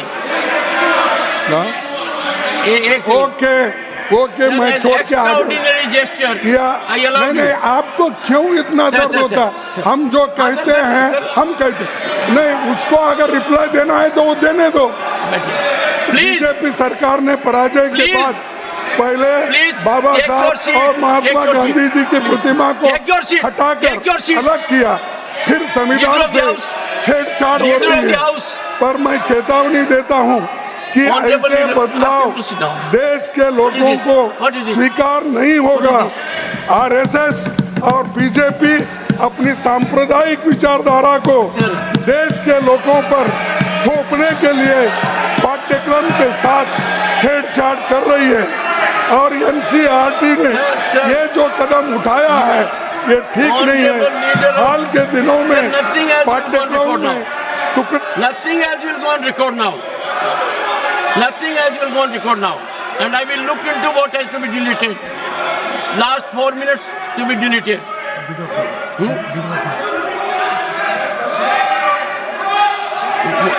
Please, I'll give you permission. Please take your seat. Leader of the House will speak after that. I don't want 1 second. 1 second. 1 second. 1 second. 1 second. 1 second. What is this? If leader of the opposition or leader of the House speak, they have to be heard in rapt attention. What they speak, the chair is there to look into it, number one. And number two, sir, the issue you are digressing. Sir, I will be constrained to. 1 minute में खत्म करता हूं। Sir, मैं इस विषय में सरकार से मांग करता हूं कि पाठ्यक्रमों में हुए बदलावों को लेकर एक विस्तृत तथ्य सदन के सामने रखे। इस मुद्दे पर सरकार स्पष्टीकरण दे और संविधान के बारे में अपना कदम वापस ले। जो एनआरसी अपने सिलेबस में बदलाव किए हैं ये अच्छा नहीं है। Thank you. इसीलिए वो, और मैं आपने मुझे कई में है कहाँ है ये आपने पूछा सर, ये है X falls on preamble in school text book. Sir सुनिए sir you made your point. 0 hour है सर। और सर इसको मोदी साहब ने नमस्कार कर रहे हैं paper need not be shown और उन्होंने ही इसको खत्म करने का डोंट से काम कर रहे हैं। Sir doesn't behave your status to show paper. Paper is undignified. Don't say. Yes, you made your point. It is, sir. That's why I will see what has to go in the text. They are changing the syllabus. Leader of the House. They are changing the syllabus. Sir, got your point. Sir, you said it. You are only repeating now. No, not repeating. Sir, you said so. Sir, you said so. You have made your point. Thank you. Honorable Leader of the House. And माननीय सभापति जी, before that, sir, honorable members, undoubtedly, all of us are committed to the Constitution, and any perception to the contrary, perhaps, will hurt everyone. Honorable Leader of the House. माननीय सभापति जी, आज house बहुत तरीके से चल रहा था और वातावरण भी बड़ा अनुकूल था। विपक्ष के नेता ने एक मुद्दा उठाया जिसके कारण भावनाएं दोनों तरफ से भड़की और इस तरीके से विपक्ष के नेता ने जो विषय उठाया उसमें से एक ध्वनि प्रतिद्वंदित करने की कोशिश की गई कि शायद संविधान के प्रियम्बल और संविधान की मूल धाराओं से कुछ छेड़छाड़ होने की बात है। सबसे पहले तो मैं समझता हूं कि इंडियन नेशनल कांग्रेस एक जिम्मेवार पार्टी है और जो बात वो हाउस में कहती है वो जिम्मेदार पूर्ण तरीके से कहने का प्रयास करती होगी। लेकिन मुझे आज उनके बुद्धिमत्ता पर भी और उनके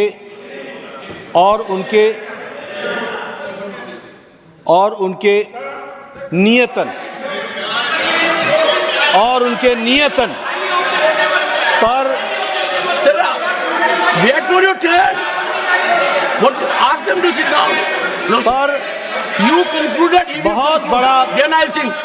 बहुत बड़ा प्रश्न चिन्ह खड़ा हुआ है। विपक्ष के नेता ने कहा कि ऐसा देखने में आया है, ऐसा सुनने में आया है, ऐसा पढ़ने में आया है। मुझे लगता है कि इस हाउस में कोई भी वक्तव्य देने के पहले इंडियन नेशनल कांग्रेस के विपक्ष के नेता को यह ध्यान में रखना चाहिए कि देखने में, सुनने में और पढ़ने में नहीं, किस सोर्स से आया है उस सोर्स को रखना चाहिए। और सोर्स, सभापति जी, कभी भी अखबार की कतरनें नहीं होती हैं। सोर्स ओरिजिनल टेक्स्ट बुक होता है। दूसरी बात, मैंने ना एनसीईआरटी की टेक्स्ट बुक देखी है, ना मैंने चेंज देखा है, लेकिन मैं यहां पर पूरी जिम्मेवारी के साथ कह सकता हूं कि मोदी जी के नेतृत्व में चलने वाली सरकार ने जितना संविधान को इज्जत देकर के आगे बढ़ने का तय किया है, किसी सरकार ने नहीं किया। और प्रियम्बल के साथ छेड़छाड़ करने का सवाल ही नहीं उठता। वो अक्षरशः word by word, letter by letter, this government under the dynamic leadership of Modi ji is committed. तीसरी बात, ये संविधान सभा को याद करने के लिए 2014 की 26 नवंबर के संविधान दिवस के लिए क्यों इंतजार करना पड़ा? ये बताता है कि this government which came in 2014 under the dynamic leadership of Prime Minister Modi on 26th of November decided to have a Constitution Day और संविधान दिवस मनाया गया। इसी के साथ साथ मैं यहाँ ये भी कहना चाहता हूँ कि संविधान के ऊपर डाका तो डाला गया 25 जून 1975 रातों रात, और एक बार नहीं 90 टाइम्स, मोर देन 90 टाइम्स चुनी हुई सरकारों को गिराने का काम किया है और संविधान की धज्जियां उड़ाई हैं तो इन्होंने उड़ाई। रही बात राष्ट्रीय स्वयंसेवक संघ की, आपकी सरकार ने 2 बार प्रतिबंध लगाने की कोशिश की। आपकी सरकार ने 1,25,000 लोगों को मीसा और डीआईआर में जेल के पीछे 2 साल डाला, लेकिन राष्ट्रीय स्वयंसेवक संघ उतना ही मजबूत होकर के निकल करके आया क्योंकि वो राष्ट्र प्रेमी, देश प्रेमी, इस मिट्टी के साथ जुड़ा हुआ संगठन है। और भारतीय जनता पार्टी पूरी ताकत के साथ मां भारती की सेवा में मोदी जी के नेतृत्व में लगी है। प्रियम्बल की रक्षा की गई है और प्रियम्बल की रक्षा की जाएगी, इस बात का मैं विश्वास करता हूं। Shrimati Sangeeta Yadav demand to improve the economic condition of women associated with self-help groups of the country. Nothing else will go on record. Sangeeta Yadav, Shrimati Sangeeta Yadav. माननीय सभापति जी, आपने मुझे सेल्फ हेल्प ग्रुप की महिलाओं के बारे में बोलने का अवसर दिया, इसके लिए मैं आपका आभार प्रकट करती हूँ। Nothing is going on record, Sangeeta. हमारी सरकार ने समूह की महिलाओं के लिए बहुत ही अभूतपूर्व कार्य कर रही है। आज देश में लगभग 1 करोड़ समूह है और उससे 11 करोड़ लगभग महिलाएं जुड़ी हुई हैं। और अगर 11 करोड़ में देखा जाए तो 44 करोड़ लोगों का मैटर आज मैं इस सदन में रख रही हूँ। माननीय सभापति जी, हमारी सरकार लगातार उनके आर्थिक क्रियाकलाप के लिए प्रयास कर रही है और राज्य सरकारें भी इसमें काम कर रही हैं, लेकिन अभी ये प्रयास उतने सफल नहीं हो पा रहे हैं। तो इसीलिए मैं सदन के माध्यम से अपनी समूह की महिलाओं के लिए कुछ निवेदन करना चाहूँगी। माननीय सभापति जी, समूह की महिलाओं की आर्थिक उन्नति के लिए मैं सरकार से निवेदन करती हूँ कि जो प्रधानमंत्री जी का स्किल डेवलपमेंट प्रोग्राम है, जो बहुत ही अच्छे पैमाने पे काम कर रहा है, उसको समूह की महिलाओं से भी जोड़ा जाए। केंद्र और राज्य सरकारों से भी आग्रह करना चाहूँगी कि समूह की महिलाएं सामान तो बना देती हैं, लेकिन उनके उत्पाद को उतना बाजार नहीं मिल पा रहा है। तो राज्यसभा में जो सदन में विपक्ष के नेता मल्लिकार्जुन खड़गे ने एक बड़ा आरोप लगाया कि एनसीईआरटी की किताबों से जो पिछले काफ़ी समय से पहले पेज पर प्रकाशित होता आया है संविधान की प्रस्तावना, उसको हटाया जा रहा है, बिल्कुल उसी तरीके से जैसे महापुरुषों की मूर्तियों को संसद से लेकर के दूसरे दफ्तरों तक में हटाया जा रहा है। इस मुद्दे पर जमकर हंगामा हुआ है और जिस तरह से नेता सदन यानी जेपी नड्डा ने उनका विरोध किया, उसे लेकर संसद में, राज्यसभा में विपक्षी नेताओं के बीच जमकर कहासुनी हुई और उस पर नाराजगी जताई गई। आरएसएस को लेकर अमलेंदु जी, जिस तरह से अभी 2 महीने पहले, चुनाव से पहले, इन्हीं जेपी नड्डा ने, चूंकि ये भारतीय जनता पार्टी के राष्ट्रीय अध्यक्ष भी हैं, इन्होंने साफ तौर पर कहा था कि अब आरएसएस की आवश्यकता हम लोगों को नहीं रह गई है। जब आरएसएस को लेकर सवाल उठाए जा रहे थे कि आरएसएस और बीजेपी के बीच में दूरियां बढ़ गई हैं, केवल और केवल प्रधानमंत्री नरेंद्र मोदी के मुद्दे पर चुनाव लड़ा जा रहा है, जिसका खामियाजा चुनाव में भुगतना भी पड़ा भारतीय जनता पार्टी को। अब जेपी नड्डा आरएसएस के मामले में कह रहे हैं कि उससे ज्यादा पवित्र संगठन कोई नहीं है। बड़ी हैरानी की बात है। और सबसे हैरानी की बात तो यह है कि जब विपक्षी सांसद आरएसएस का जिक्र करते हैं तो यही सभापति कहते हैं कि उनका जिक्र यहां नहीं होना चाहिए, और उस पर उन्होंने एक शब्द भी नहीं कहा कि आप सही कह रहे हैं कि गलत कह रहे हैं, आपको कहना चाहिए कि नहीं कहना चाहिए। जी बिल्कुल। और इस पे बल्कि जो खड़गे साहब ने कहा कि आरएसएस और बीजेपी किस तरीके से देश के संविधान के साथ खिलवाड़ कर रहे हैं, उसी समय खड़गे साहब ने कहा कि nothing will go on record. पिछले सभापति जो थे जगदीप धनखड़ साहब, उन्होंने कहा, यानी कि पिछले 4 मिनट की कोई भी बात कार्रवाई में नहीं जाएगी। यानी जो आरएसएस पे जो सवाल उठाए मल्लिकार्जुन खड़गे ने, वो कुछ भी रिकॉर्ड में नहीं जाएगा। और जेपी नड्डा को पूरी छूट दी गई कि वो कुछ भी आकर के वहाँ प्रवचन करें। तो जेपी नड्डा ने अपना पूरा प्रवचन चेयर की सहायता से किया। और सबसे बड़ी बात यह है समीर जी कि आज मल्लिकार्जुन खड़गे ने जगदीप धनखड़ के ऊपर सीधा सीधा हमला बोल दिया। शुरुआत उन्होंने वहीं से की। उनका कि आप जो है वो आप बहुत एक्सपर्ट हैं, कि आपको लगता है कि सब कुछ आप ही जानते हैं, दूसरा जानता है वो गलत है। आपकी बातों से ऐसा साबित होता है। और ज़्यादा बात होती है तो आप कहते हैं मेरे चैम्बर में आ जाइए। जब आप सरकार घिरने लगती है तो आप कहते हैं चैम्बर में आइए, चैम्बर में आ जाइए। तो इस पर खड़गे जी ने कहा कि आप तो अभी तक मेरे चैम्बर में नहीं आ पाई। तो उन्होंने कहा कि नहीं, मैं गंभीर मसले पर बात कर रहा हूँ, चैम्बर की नहीं। जाहिर सी बात है कि आप सदन के भीतर चर्चा होगी ना, आपकी चैम्बर में चर्चा क्यों होगी भाई? जो देश के कंसर्न है वो सदन में चर्चा होगी। आपका चैम्बर देश का कंसर्न थोड़ी है, तो जो वहाँ चर्चा होगी। तो ये सवाल मल्लिकार्जुन खड़गे ने उठाया। और फिर जो टेक्स्ट बुक से जिस तरीके से संविधान का प्रीएम्बल हटाया जा रहा है, संविधान की प्रस्तावना हटाई गई है एनसीईआरटी की बुक्स में, वो कुछ अखबारों की कटिंग्स थी, उसको लेकर आए। अब जेपी नड्डा कह रहे हैं कि अखबारों की कटिंग्स जो हैं वो सोर्स नहीं होते हैं। तो सोर्स क्या होता है, नड्डा साहब फिर बता दीजिए। फिर जिन अखबारों ने छापा है आप उनके खिलाफ कार्रवाई करिए। इसका मतलब आप उनकी विश्वसनीयता पर सवाल उठा रहे हैं सदन के भीतर, आप उन पर कार्रवाई करिए। ऐसे तो किसी ने बिना सोर्स के आधार पर खबर छापी नहीं होगी। उन्होंने भी खबर नहीं छापी होगी। और अगर आपको लगता है कि वो खबर झूठी है तो आप उस पर कीजिए विशेषाधिकार हनन आप दीजिए, उस पर आप उसको बुलाइए, अब मानना का नोटिस दीजिए आप उस अखबार को जिसने वो खबर छापी है। वो आपकी हिम्मत नहीं है चूंकि वो खबर सही है। तो जब खबर सही है तो दूसरी बात ये कि क्या सत्ता पक्ष जो है अखबारों की कटिंग लेकर नहीं आता है? क्या वो एनसीईआरटी की किताबों से छेड़छाड़ कोई नई बात नहीं है। भारतीय जनता पार्टी की सरकारें जब रही हैं, इसके पहले भी, अब भी, पिछले 10 साल से लगातार कभी पाठ्यक्रम को में बदलाव कर दिया जा रहा है, कभी कोई चैप्टर हटा दिया जा रहा है। पूरा का पूरा अयोध्या का मसला ही बिल्कुल बदल करके रख दिया गया।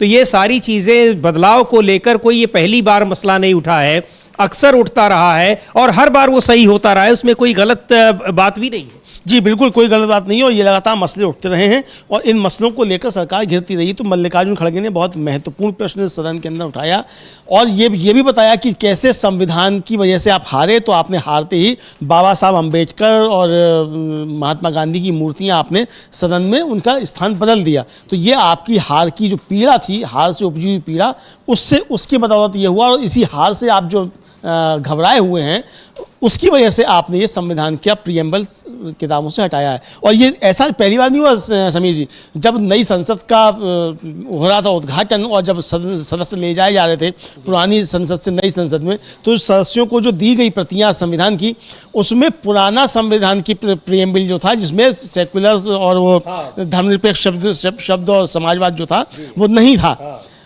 वो दिया गया। फिर कहा गया कि वो धोखे से वो हो गया। ये चीज़ धोखे से नहीं होती हैं। इसी तरीके से खादी ग्रामोद्योग बोर्ड का एक जो था वो कैलेंडर जारी हुआ था, उसमें महात्मा गांधी की जगह चरखे पे मोदी जी बैठे हुए दिखा दिए गए थे, उसको भी कहा गया ये धोखे से हो गया था।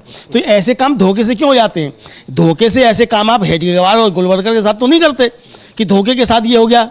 तो धोखे के साथ ये गांधी जी के साथ या डॉक्टर अंबेडकर के साथ या संविधान के साथ ही क्यों जाते हैं धोखे से? बिल्कुल, ये महत्वपूर्ण सवाल है। रंजीत रंजन शायद कुछ कह रही है राज्यसभा में, उनको भी सुनिए। सुनते हैं एक बार राज्यसभा में फिर क्या चल रहा है। एनसीईआरटी की किताबों को लेकर मल्लिकार्जुन खड़गे ने सवाल उठाया, रंजीता रंजन कुछ कह रही हैं, सुनते हैं क्या कह रही का निर्णय ले लिया गया है। मैं आपके माध्यम से मंत्री साहब के संज्ञान में ये बात लेना चाहती हूँ कि जो इकोनॉमिकल सेंसिटिव जोन है, जो मात्र भागीरथी वाला जोन है, जो गंगा का उद्गम है, वही 100 किलोमीटर है जहाँ से गंगा अपने प्राकृतिक रास्ते से चल रही है। आपके माध्यम से मेरी रिक्वेस्ट है कि वहाँ पे बीआरओ द्वारा गुमराह किया जा रहा है। वहाँ पे लगभग 15,000 पेड़ और सबसे हाइट पे 6,500 लगभग देवदार के पेड़ों को काटने की साजिश हो रही है। और जबकि वहाँ पे अगर उस जगह को 100 किलोमीटर के स्ट्रेच को यदि हम 10 और 12 मीटर चौड़ीकरण की जो बात की जा रही है अगर ना भी करेंगे तो वो रास्ता डिफेंस के लिए भी और लोगों के लिए आवाजावन के लिए भी सुरक्षित है। हमें पहले हिमालय को बचाना है, हिमालय का बाजारीकरण नहीं करना है, हिमालय को आदर से देखना है, ना कि उसका कमर्शलाइजेशन करना है। मैं आपसे आग्रह करती हूँ कि एक तो ये बहुत ही संवेदनशील मुद्दा है, इसके लिए नेक्स्ट सेशन में कॉलिंग अटेंशन या बड़ा डिस्कशन होना चाहिए। और आज की धन्यवाद श्रीमती रंजीत रंजन जी। Honorable CV Shanmugam, Honorable CV Shanmugam, time is over. Demand to restore train services which were reduced during COVID-19. Not present. Vice Chairman sir, Shakti Singh Gohil. I rise to highlight the twin demand of Mani Shakti Singh Gohil. Concern over plight of Indian children in foreign foster care.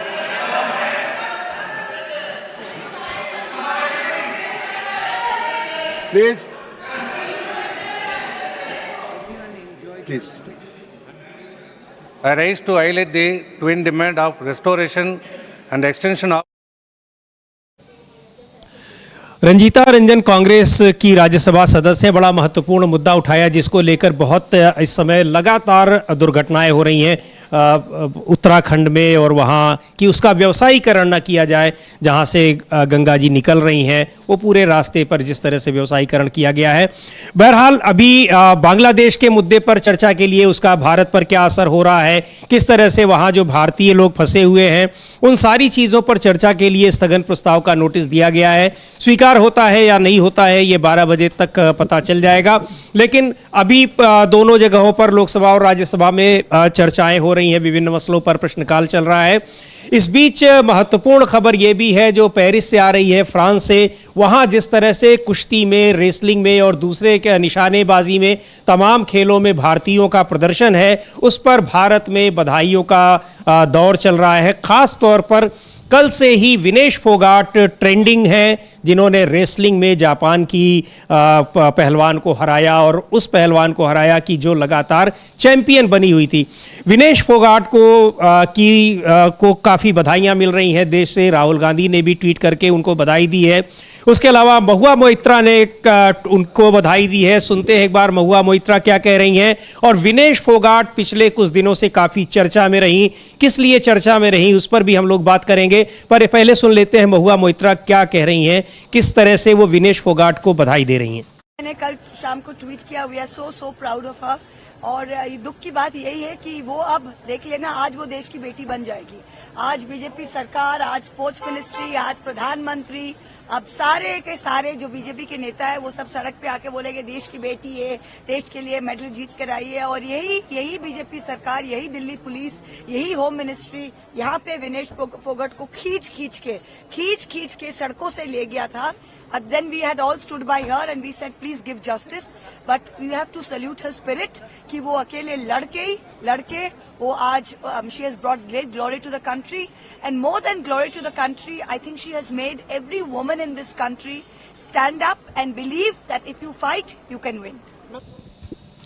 Vinesh Phogat wrestling में, और उम्मीद जताई जा रही है कि gold medal जीतने की। सभी की शुभकामनाएं पूरे देशवासियों की मिल रही हैं उन्हें लगातार।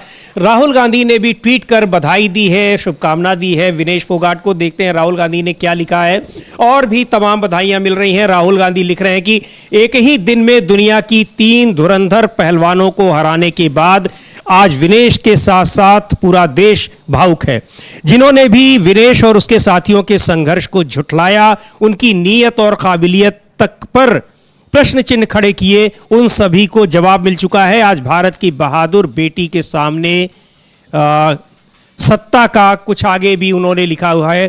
तो यानी वो बधाई दी है और ये भी दिया है कि जो लोग उसका विरोध कर रहे थे उनको मुंहतोड़ जवाब भी दिया है। आपको पता होगा विनेश ने किस तरह से और दूसरी महिला पहलवानों ने अपने अधिकारों की, अपने सम्मान की लड़ाई किस तरह से लड़ी थी।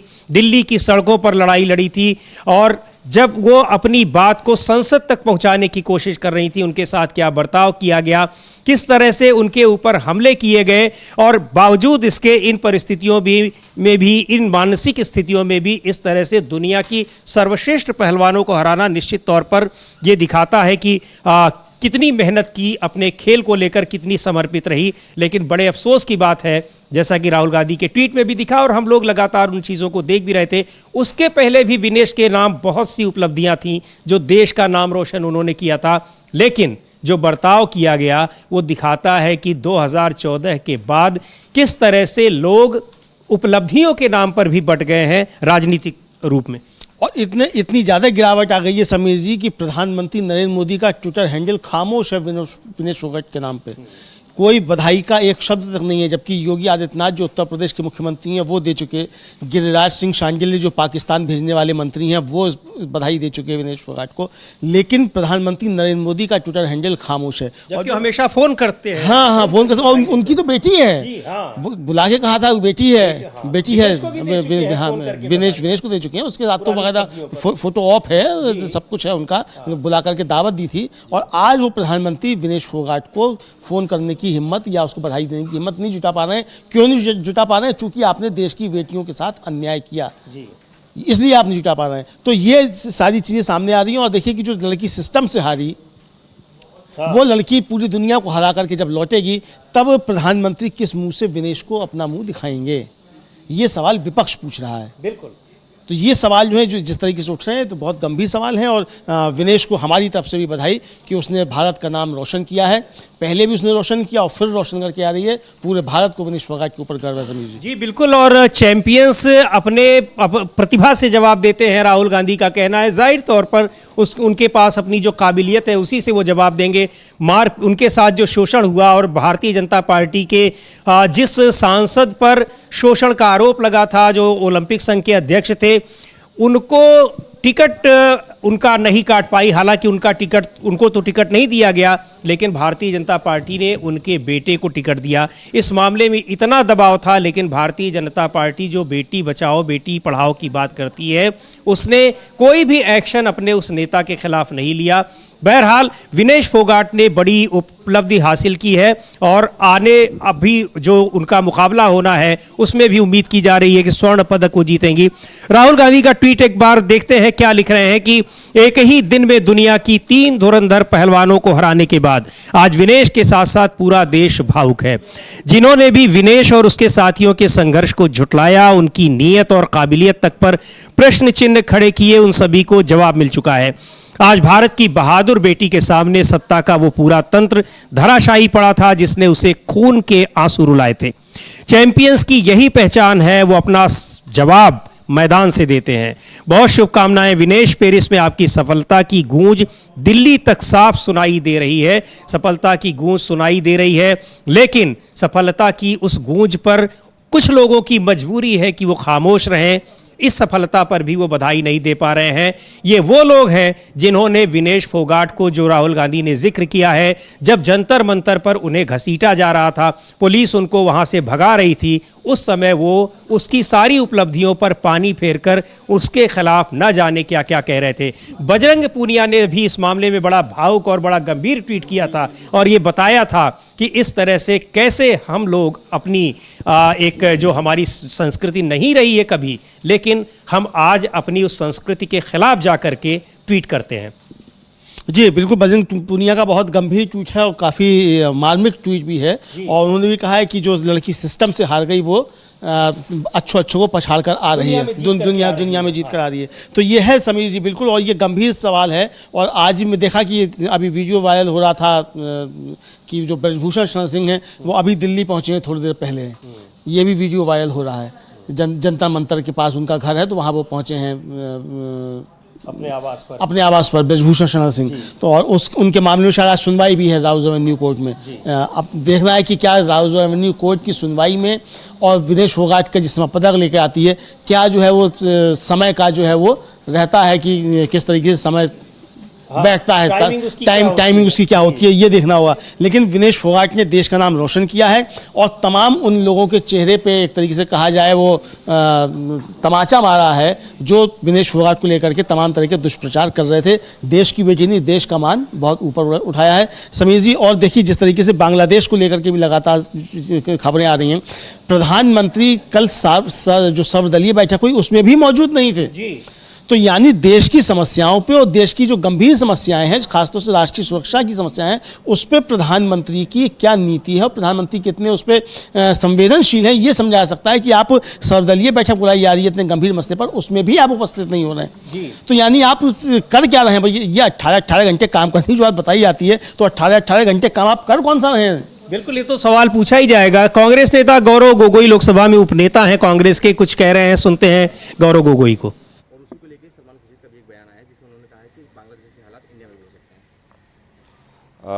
मैं यही चाहता हूं कि विदेश मंत्रालय निरंतर विरोधी दलों के नेताओं के साथ संपर्क में रहे। क्या क्या कदम भारत सरकार उठा रही है वो हमें अवगत कराते रहे और निश्चय ही हमारे पास भी विभिन्न सूत्रों से सूचनाएं आ रही हैं और अगर वार्तालाप होते रहेंगे विरोधी दल और सरकारों के बीच में तो हम भी अपनी सूचना उनके कानों तक पहुंचा पाएंगे। और एक बार फिर रुख करते हैं राज्यसभा का। शिवसेना नेता प्रियंका चतुर्वेदी कुछ कह रही हैं, सुनते हैं। Disparity in women's access to clean public utilities and conveniences is very prominent. Sir, we are 48% of the country's population, yet clean public toilets have still not been adequate enough and hygienic enough for us to be able to feel comfortable using them, sir. Sir, I speak across political parties. There are women here, women representatives here. When we are campaigning in different constituencies during the elections or for public work, we have faced the challenges to find clean access to toilet.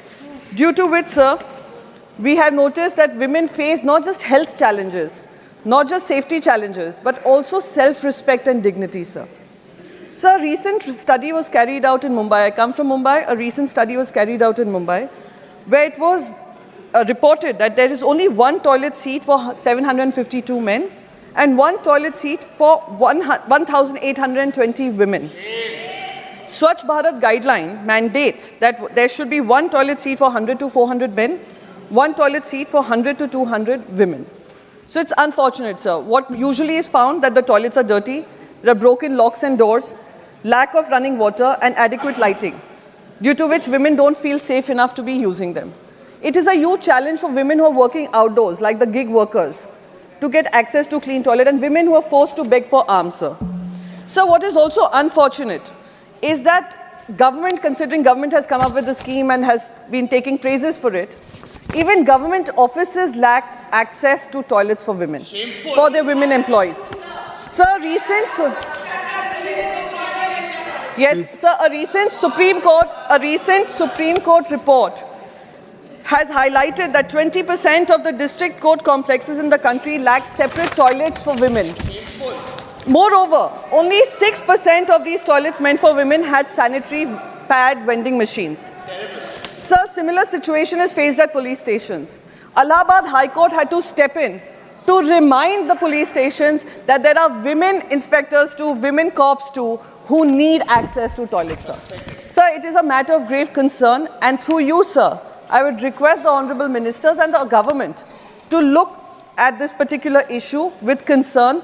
And while women in the Rajya Sabha, I've already highlighted that, I can imagine the 10 times pressure that women in the Lok Sabha face, considering they are working for the people and in their constituencies, sir. Thank you so much for allowing me to raise this question. Thank you, Priyanka ji.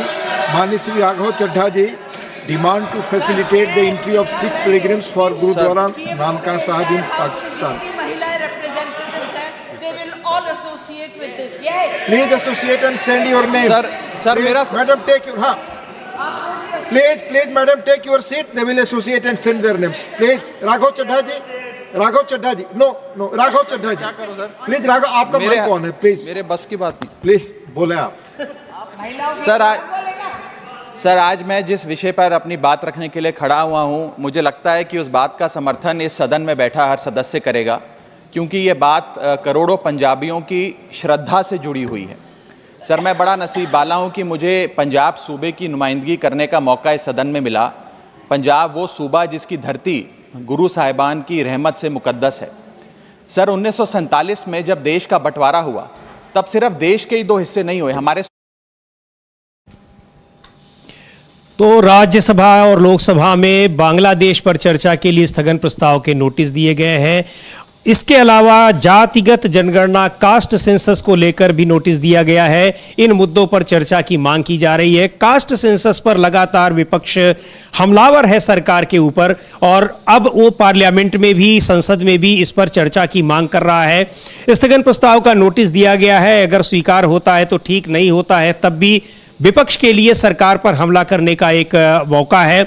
इस मामले में कल कांग्रेस अध्यक्ष मल्लिकार्जुन खड़गे के आवास पर एक बैठक हुई। बैठक में यह तय किया गया कि इस मामले को संसद में उठाया जाएगा। सरकार का क्या रुख है वो अपना स्पष्ट करे, और जाहिर तौर पर इस मामले में सरकार यानी भारतीय जनता पार्टी तो गिरी ही है। भारतीय जनता पार्टी का साथ देने वाले जो उसके सहयोगी दल हैं, एनडीए के जो घटक दल हैं, वो भी इस मामले में दुविधा में हैं। सरकार का कास्ट सेंसस को लेकर अगर वो समर्थन देते हैं तो उनके लिए दिक्कत है, और नहीं देते हैं तब भी दिक्कत है।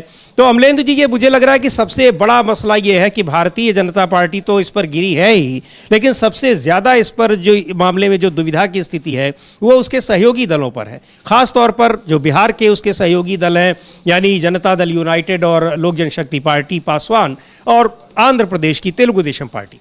बिल्कुल समीर जी, भारतीय जनता पार्टी से ज़्यादा उसके सहयोगी इस मसले पर फंसे हुए हैं, और एक रणनीति के तहत इंडिया गठबंधन ने इस मसले को उठाया है, और राहुल गांधी ने खुली चैलेंज दिया है कि हम इसी सदन से पास करके दिखाएंगे। तो जो पास करके दिखाएंगे इसी सदन से, वो इसी दम पे है कि इस सदन से पास होगा। चूँकि अब ये मजबूरी होगी नीतीश कुमार की, चिराग पासवान की, चंद्रबाबू नायडू की, कि उनके दल इस प्रस्ताव का लोकसभा में और राज्यसभा में समर्थन करें और जातिगत जनगणना करवाई जाए। इसी रणनीति के तहत कल रात को मल्लिकार्जुन खड़गे के आवास पर एक कांग्रेस के कोर कमेटी की बैठक हुई, जिसमें बताया जाता है कि मल्लिकार्जुन खड़गे के अलावा सोनिया गांधी, राहुल गांधी, के.सी. वेणुगोपाल, जयराम रमेश और तमाम बड़े नेता उसमें शामिल हुए, और रणनीति पर चर्चा की गई कि जातिगत जनगणना का सवाल किस तरीके से सदन में उठाया जाएगा और जो ओबीसी का कोटा है 50% से उसको बढ़ा करके कैसे उसको बढ़ाया जाए, इसको लेकर सदन में क्या प्रस्ताव लाया जाएगा।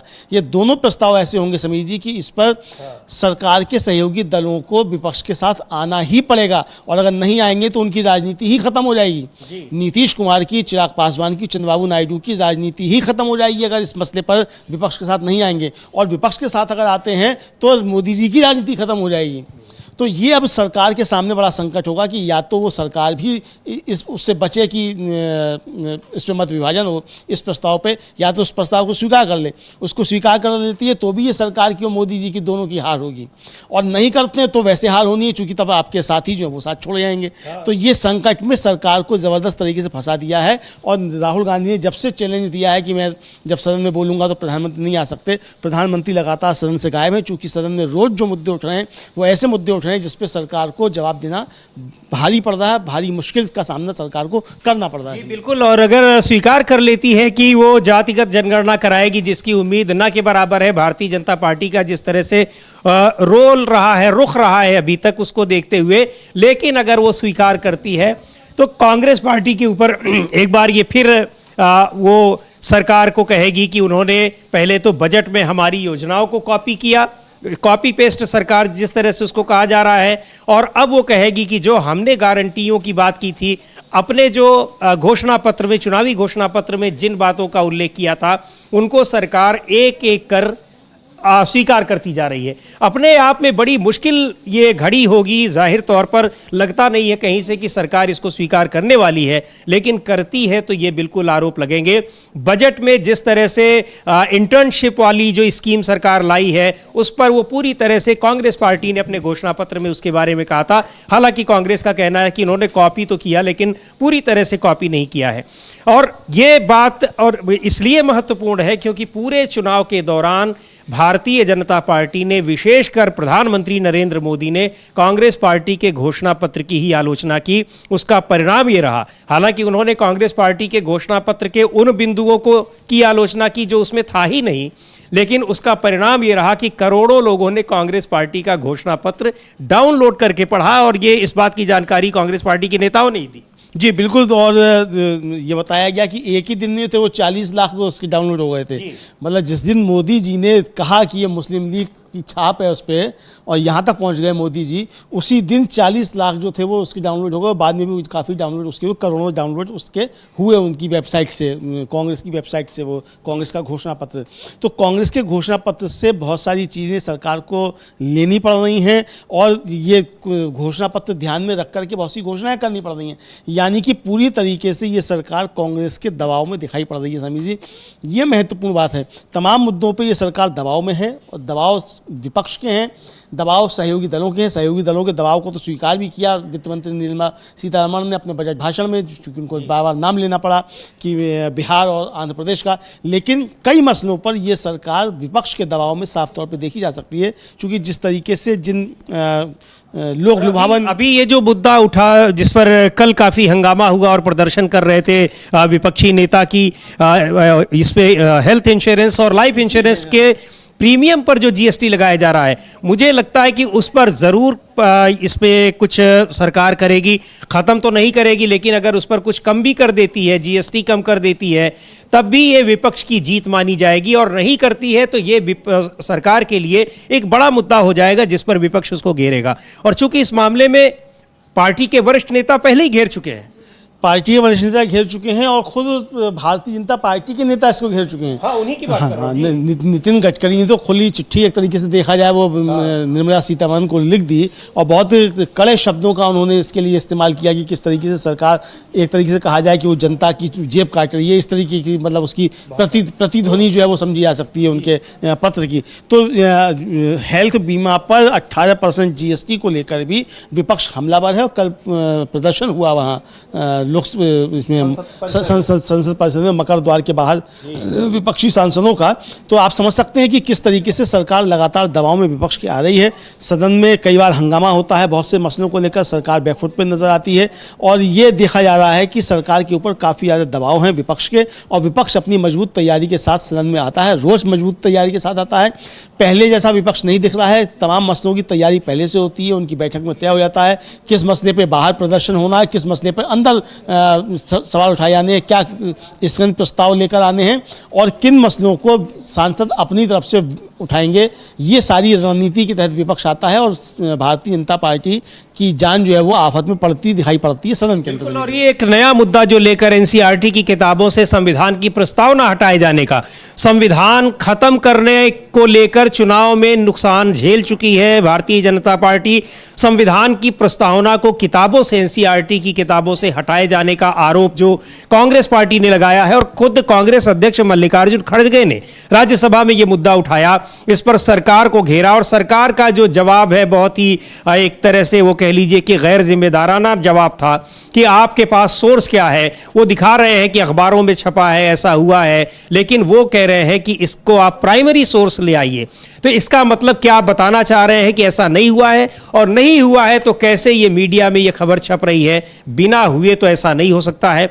दूसरी बात ये कि कोई पहली बार नहीं हुआ है कि एनसीईआरटी की किताबों में, उसके पाठ्यक्रम से किताबों में आपने कुछ हटाया जोड़ा, ये पहली बार नहीं हो रहा है, पिछले 10 साल से लगातार हो रहा है। और भारतीय जनता पार्टी की सरकारें इससे पहले भी जब रही हैं तब भी एनसीईआरटी बहुत सॉफ्ट टारगेट रहा है, जहां चूंकि वो किताबें ऐसी होती हैं जहां उनको जो शिक्षा आप बच्चों को देंगे, ज़्यादातर स्कूलों में चलती है पूरे देश भर में, वही शिक्षा उनका, वही ब्रेन जो वॉश करके या जो किताबों के जरिए वो स्कूली शिक्षा प्राप्त करते हैं, उनके दिमाग में वो चीज़ें हमेशा के लिए बनी रहती हैं। वहीं उसी स्तर पर तमाम परिवर्तन करने की रणनीति बीजेपी पहले भी अपनाती रही है। कुछ मामलों में कामयाब भी हुई, कुछ मामलों में कामयाब नहीं होने पाई, लेकिन एनसीईआरटी की किताबों के साथ छेड़छाड़ करना, उसमें घटाना जोड़ना, ये कोई पहली बार नहीं है। और मुझे लग रहा है कि निश्चित तौर पर यह बड़ा मुद्दा बनेगा, और इसे लेकर जिस तरह से आरएसएस की एक बार जेपी नड्डा ने तारीफ की, वो भी अपने आप में एक बड़ा मुद्दा बनेगा कि चुनाव के पहले तो आप कह रहे थे सीधे तौर पर, इन्हीं नड्डा जी ने कहा था कि अब हमें आरएसएस की आवश्यकता नहीं है, लेकिन आरएसएस ने भी दिखा दिया इस चुनाव में कि आपको हमारी आवश्यकता हमेशा रहेगी, बिना हमारे आप कुछ नहीं है। नहीं, और काफ़ी गंभीर टिप्पणियां मोहन भागवत ने, कहा जाए तो नरेंद्र मोदी का नाम लिए बिना नरेंद्र मोदी पर टिप्पणियां कर दी, तो उससे भी इनकी अंदरूनी चीज़ें थी वो सामने आ गई, किस तरीके से अंदरूनी संघर्ष है। दूसरी बात यह है समीर जी कि भारतीय जनता पार्टी की अपनी कोई विचारधारा नहीं है, जो भी विचारधारा है वो आरएसएस की विचारधारा है।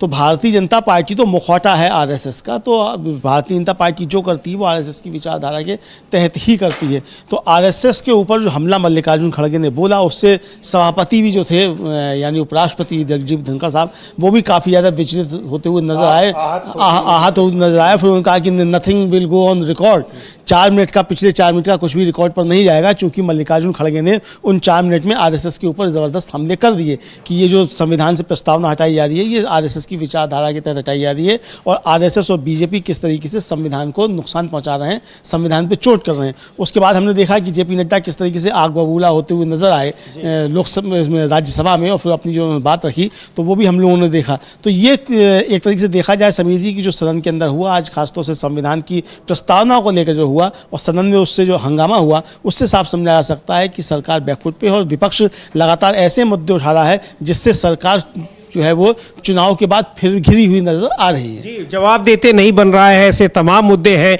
चाहे वो संविधान का मुद्दा हो, संविधान की प्रस्तावना हटाने का मुद्दा। जाहिर तौर पर संविधान की प्रस्तावना में जो कुछ चीज़ें जोड़ी गई हैं बाद में, उसमें विशेष तौर पर जो सेक्युलर शब्द है उससे काफ़ी आपत्ति रहती है, और बीजेपी के तमाम नेता हों, चाहे उनकी आइडियोलॉजी का समर्थन करने वाले लोग हों, वो अक्सर उसकी आलोचना करते दिखाई पड़ते हैं। ऐसे में ये आरोप लगाना, और निश्चित तौर पर तमाम प्रमाणों के साथ मल्लिकार्जुन खड़गे आरोप लगा रहे हैं कि एनसीईआरटी की किताबों से प्रस्तावना को हटाने की कोशिश की जा रही है। हटाया गया है कुछ जगह, प्रयोग के तौर पर कुछ एक किताबों से हटाया गया होगा, सोचेंगे कि जब आगे उस पर बहुत ज़्यादा बवाल नहीं होगा तो आगे सारी किताबों से हटा दिया जाए। एनसीईआरटी की किताबों से पिछले कई साल से ये देखने में आया है कि पहले पन्ने पर संविधान की प्रस्तावना की एक तस्वीर यानी उसकी फोटो कॉपी लगी रहती है, ताकि लोगों को पता चले अपने संविधान के बारे में, संविधान में कहे गए मूल बातों के बारे में, और संविधान की प्रस्तावना को संविधान का एक फंडामेंटल अंग माना जाता है, उसको एक मूल चीज मानी जाती है, उसको बड़ा महत्व है संविधान की प्रस्तावना का। उसको लेकर संसद और इसके बीच में सुप्रीम कोर्ट के बीच में कई बार बहस हुई है और उसमें फैसले आए हैं जिसका विरोध किया गया है संसद में। एक बार फिर से रुख करते हैं राज्यसभा का, देखते हैं वहां क्या हो रहा है। राज्यसभा में ही मल्लिकार्जुन खड़गे ने एनसीईआरटी की किताबों से संविधान की प्रस्तावना हटाने का मामला उठाया। Sir, Supplementary. thank you to allow the asking the supplementary question. Honorable Minister, have any plan or consideration in future to introduce PLI, Production Linked Incentive Scheme for biobitumen production? Honorable Minister. We are the largest road network in the world. 90% of roads we are using bituminous layer, and bituminous consumption in 23-24 was 88 lakh ton. 24-25 it is expected 100 lakh ton. Total we need to import 50% of the bitumen is import, and annual import cost is 25,000 to 30,000 crore. Sir, it is the great thing that today in our country, because of the leadership of Prime Minister Narendra Modi ji, our farmers are now not only Annadata, they are Urja Data. Not only Urja Data, they are Bitumen Data. Not only Bitumen Data, they are now Hawaii Indian Data. So this is a drastic change in the policy of the government, sir. The biobitumen is CRRI and Indian Institute of Petroleum Dehradun had developed biobitumen from Parali, that is rice straw. And because of burning of Parali, sir, we are facing air pollution problem in Delhi. Sir, 1 ton of Parali is giving 30% of biobitumen, 350 kg of biogas and 350 kg of biochar. Sir, 35% substitution, the biobitumen into bitumen is successful. The forest saving is approximately, it comes to 10,000 crore, and patent is already submitted. And the petroleum-based bitumen cost is 50 rupees per kg, and biobitumen from biomass, that is Parali, coming to 40 rupees per kg. Sir, it's a good thing, sir. There are 2 technology available. Adarniya, respectable Hardeep Puri ji is not here, but I am giving special thanks to him and Indian Oil Chairman. Sir, they have a project in Panipat, making a 1 lakh liter of ethanol per day from Parali, rice straw. The second product is 150 ton of biobitumen per day. And the third product is 88,000 ton per year bio-aviation fuel, sustainable aviation fuel. That is to be a great thing in the history of the world, sir, and the project is completed. Sir, I want to request honorable all members. Sir, we have a Parali burning problem is creating pollution in the country. And now we have got 450 projects where we are converting Parali into bio-CNG, and we are getting the project is lignin. Sir, now my department is going to issue a notification order by which this lignin. Bangladesh के मुद्दे पर इस समय बहुत चिंता जताई जा रही है। भारत में वहाँ के जिस तरह के हालात हैं, जिस तरह वहाँ हिंसा की लगातार खबरें आ रही हैं, संसद में उस पर चर्चा के लिए अब स्थगन प्रस्ताव का नोटिस दिया गया है। संसद में चर्चा की मांग की जा रही है। हालांकि कल विदेश मंत्री एस जयशंकर ने सुओ मोटो वहाँ पर अपना बयान दिया, लोकसभा में भी और राज्यसभा में भी। उससे पहले सर्वदलीय बैठक बुलाई, लेकिन जिस तरह से वहाँ हिंसा की लगातार खबरें आ रही हैं, भारत का पड़ोसी देश है, भारत की लंबी सीमा बांग्लादेश के साथ जुड़ती है, इससे यहाँ पर काफ़ी चिंता जताई जा रही है। जिस तरह के हालात वहाँ लगातार बने हुए हैं, उसे लेकर यहाँ ये कहा जा रहा है विपक्षी नेताओं की तरफ से भी और तमाम दूसरे लोगों की ओर से भी कि उस पर सरकार लगातार अपडेट करे। तो इस पर चर्चा के लिए हालांकि स्थगन प्रस्ताव के और भी कई नोटिस दिए गए हैं, लेकिन इस पर चर्चा बांग्लादेश पर जिस तरह से हमने सुना कि विपक्षी नेता क्यों चाहते हैं कि उस पर चर्चा हो, और ये अपडेट मिले, इसलिए कि सदन चल रहा है और सदन में जो कुछ भी हमारे पड़ोसी देश में हो रहा है, चूंकि उसका प्रभाव भारत पर निश्चित तौर पर पड़ेगा और पड़ता है, उसकी अपडेट, उसकी जो कुछ भी जानकारी है वो लगातार हमें मिलती रहे। तो इस पर जो स्थगन प्रस्ताव के नोटिस दिए गए हैं अमलेंदु जी, क्या लग रहा है कि उस पर चर्चा का करने का या उस नोटिस को स्वीकार किया जाएगा? नहीं, मुझे नहीं लगता है कि इस पर स्वीकार किया जाएगा। हालांकि विपक्षी मांग बाहर है कि वो सदन में सरकार इसका जवाब दे, और सरकार नहीं देगी, और लेकिन विपक्ष कह रहा है कि हम सरकार के संपर्क में हैं। सरकार भी कह रही है कि हम आपको सूचनाएं देंगे, और सुमोटो वक्तव्य कल विदेश मंत्री ने दिया था सदन में आकर, तो आज भी हो सकता है विदेश मंत्री कुछ अपना खुद का वक्तव्य दें। हालांकि जो आम आदमी पार्टी के सांसद हैं संजय सिंह, उनका कहना है कि ये चूँकि हालांकि उनका आंतरिक मसला है बांग्लादेश का, लेकिन भारत की चिंताएँ हैं पड़ोसी मुल्क को लेकर के, और इसलिए कि पड़ोसी मुल्क है और वहाँ की हमारे संबंध अच्छे रहें, तो इसलिए है। तो विदेश मंत्री ने आश्वस्त किया है और सरकार ने आश्वस्त किया है कि वो विपक्ष को लेंगे, विश्वास में लेंगे, और कल जो बैठक हुई थी उसमें भी सरकार ने कहा कि हम विश्वास में लेकर सरकार, मतलब विपक्षी दल, विपक्ष ने भी कहा कि हमारा, और जाहिर सी बात है समीर जी कि हमारी विदेश नीति अभी तक जो है वो विदेश नीति पे सत्ता पक्ष हो चाहे विपक्ष हो सब एकजुट हुआ करते थे, और विदेश नीति सरकार की नहीं देश की नीति हुआ करती है, तो उस पर सत्ता पक्ष विपक्ष दोनों मिलकर के ही नीति तय करते हैं। तो वो विदेश नीति किसी पार्टी की नीति नहीं होती है, तो यही समझने का प्रयास सरकार, किसी दूसरे देश में हमारे यहाँ की सरकार वहां जाकर के किसी दूसरी पार्टी का प्रचार कर सकती है, क्योंकि वो किसी देश के साथ वहां उस देश के साथ संबंध है, और विदेश नीति उस आधार पर तय होती है, किसी पार्टी के आधार पर तय नहीं होती है, चाहे वो भारत देश की कोई राजनीतिक पार्टी हो या फिर दूसरे देश की राजनीतिक पार्टी। हाँ बिल्कुल। इस बीच एक बड़ी खबर ये आ रही है समीर जी की जो विनेश फोगाट हैं वो ओलंपिक से बाहर हो गई हैं, चूंकि उनको अयोग्य घोषित कर दिया गया। अब इसके पीछे के कारण क्या है वो मालूम पड़ेगा जब पूरी विस्तृत खबर आएगी, लेकिन अभी खबर ये आ रही है कि उसको मुकाबले से बाहर कर दिया गया है, और वो उनका वजन शायद ज़्यादा निकला 50 किलो से, ऐसा बताया जा रहा है। भारत ने इसका विरोध किया है हालांकि, लेकिन ये बड़ी खबर है, यानी भारत के पास जो एक गोल्ड आता कुश्ती में, वो पहली बार आता, वो एक बहुत बड़ी खबर है। और ये एक तरीके से कहा जाए कि जो देश की अंदरूनी राजनीति थी उसमें विनेश फोगाट का जो मसला जिस तरीके से उठा हुआ था, तो ये एक तुषारापात भारत की भावनाओं पर और देश के भावनाओं पर भी हो सकता है। विनेश फोगाट के लिए व्यक्तिगत नुकसान की चीज़ हो सकती है, लेकिन ये भारत के लिए काफ़ी ज़्यादा नुकसान की चीज़ है, और इसीलिए फिर खबर ये आ रही है कि भारत ने इसका विरोध किया है। अब देखना ये कि विरोध ओलंपिक फेडरेशन जो इसको मानता है कि नहीं मानता है, ये देखना होगा, चूंकि ये बताया जा रहा है कि मुकाबले के बाद विनेश का वजन जो है वो ज़्यादा निकला, इस तरीके फाइनल नहीं खेल पाएंगे, फाइनल नहीं खेल पाएंगे अभी तक तो ये है, लेकिन हो सकता है कि विरोध के बाद अब देखा जाए कि वो खेल पाती हैं कि नहीं खेल पाती हैं, ये देखना होगा। अगर भाई ये 50 किलो से ज़्यादा था तो अब तक वो कैसे जीतती चली आई। माना जा रहा है जो ये मानक है, जो स्टैंडर्ड है, उससे कुछ 1 ग्राम शायद ज़्यादा निकला है। अब विस्तृत खबर अभी आएगी तो हम लोग बताएंगे। विस्तृत खबर आएगी, नहीं 1 ग्राम भी अगर ज़्यादा निकला है तो वो बाकी कैसे जीतती चली आई अभी तक, तो बाकी में आपने क्यों नहीं निकाला, इसका मतलब तो बाकी भी फिर आप खारिज कर दी, फिर दोबारा से करा लीजिए फिर।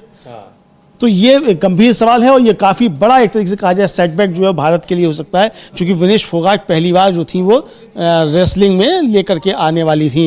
हाँ, और जैसा प्रदर्शन रहा कि चैंपियंस को हरा करके, और उन्होंने लगातार चार बार की विश्व चैंपियन को हराया, 4 बार की विश्व चैंपियन को हराया, जो लगातार 4 बार की विश्व चैंपियन थी। अब देखना ये कि ओलंपिक में क्या पॉलिटिक्स चल रही है, यानी कि जो लड़की भारत में व्यक्तिगत लड़ाई में पॉलिटिक्स का शिकार हुई, वो खेलों में जाकर के जब दुनिया में भारत का नाम रोशन करने के लिए पहुंचती है फाइनल तक, तो वहां भी जाके राजनीति का शिकार हो जाती है। बिल्कुल, ये सभी भारतीयों के लिए बड़ी एक कह लीजिए कि बहुत बड़ा सेटबैक है, और ये एक उम्मीदें जो थी उस पर एक तुषारापात की तरह से है कि उम्मीद लगाए बैठे थे कि गोल्ड जीतने वाली है विनेश फोगाट रेसलिंग में, लेकिन उनको उससे अयोग्य घोषित कर दिया गया है। भारत ने उस पर बहुत इस जो ये फैसला है ओलंपिक संघ का, उस पर आपत्ति जताई है, विरोध दर्ज कराया है। देखना है उसमें जो भी अपडेट होते हैं कि उनको अनुमति मिलती है खेलने की फाइनल या नहीं मिलती है। और इस बीच में बांग्लादेश को लेकर जिस तरह से पूरे देश भर में चिंता जताई जा रही है, बांग्लादेश में जिस तरह से हिंसा की खबरें आ रही हैं, वहां की जो तस्वीरें आ रही हैं हम लोग देख रहे हैं, बहुत विचलित करने वाली तस्वीरें हैं। राजनीतिक उथल पुथल अभी भी मची हुई है।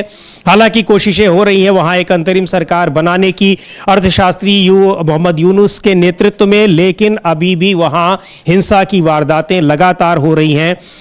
और भारत में तमाम जो विपक्षी पार्टियों के नेता हैं और सत्ता पक्ष के नेता हैं, इसके अलावा जो दूसरे तमाम लोग हैं, और सोशल मीडिया पर भी इन चीज़ों को लेकर प्रतिक्रिया जताई जा रही है, चिंता सभी को है। सुनते हैं झारखंड मुक्ति मोर्चा की सांसद महुआ माझी ने भी इस पर कुछ कहा है। क्या कह रही हैं महुआ माझी? देखिए, व्यक्तित्व तो बहुत बड़ा व्यक्तित्व है उनका, नोबेल प्राइज मिला हुआ है, लेकिन जो हिंसा की घटनाएं हुई हैं वो सही नहीं है। इस तरह से कई निर्दोषों की जान चली गई और डिक्टेटरशिप जैसा वहाँ दिख रहा था वो भी बहुत गलत है। तो हम लोग यही उम्मीद करेंगे कि वहाँ जल्द से जल्द शांति बहाली हो, क्योंकि हमारा बॉर्डर एरिया बांग्लादेश से सटा हुआ है और वो अशांत रहेगा तो हमारे देश में भी उसके चींटे पड़ सकते हैं। तो इस समय हमारे देश की सरकार को भी विपक्ष की बातों को सुनते हुए बहुत संयम बरतना चाहिए। किसी तरह का नेगेटिव बयान नहीं आना चाहिए, क्योंकि हमेशा ऐसे समय में पोलराइजेशन का डर रहता है और पोलराइजेशन करने के लिए कई नेता जानबूझकर भड़काऊ भाषण देते हैं।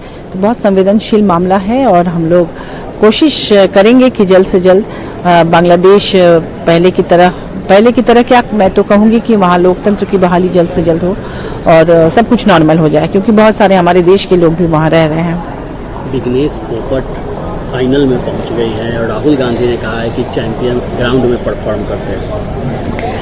बिल्कुल, हमारे देश से कितने बड़े बड़े खिलाड़ी निकले हैं। मैं तो झारखंड से आती हूँ, आपको पता होगा कि झारखंड में भी महिला खिलाड़ी बहुत ज़्यादा उभर कर अंतर्राष्ट्रीय स्तर पर इस देश का नाम रोशन कर चुकी है। सावित्री पूर्ति, झानू हासदा, सुमराय टेटे, सुनता लकड़ा, ऐसे बहुत सारे नाम हैं। दीपिका, वो भी झारखंड की है। तो ये भी हमारे देश का नाम रोशन करेगी। हम सबकी ढेर सारी शुभकामनाएं। महुआ माझी झारखंड मुक्ति मोर्चा की सांसद हैं और जिस तरह से वो बता रही थी कि बांग्लादेश को लेकर सभी चिंतित हैं और सांप्रदायिक सौहार्द न बिगड़ने पाए, वहाँ की घटनाओं से इस बात को लेकर भी चिंता है।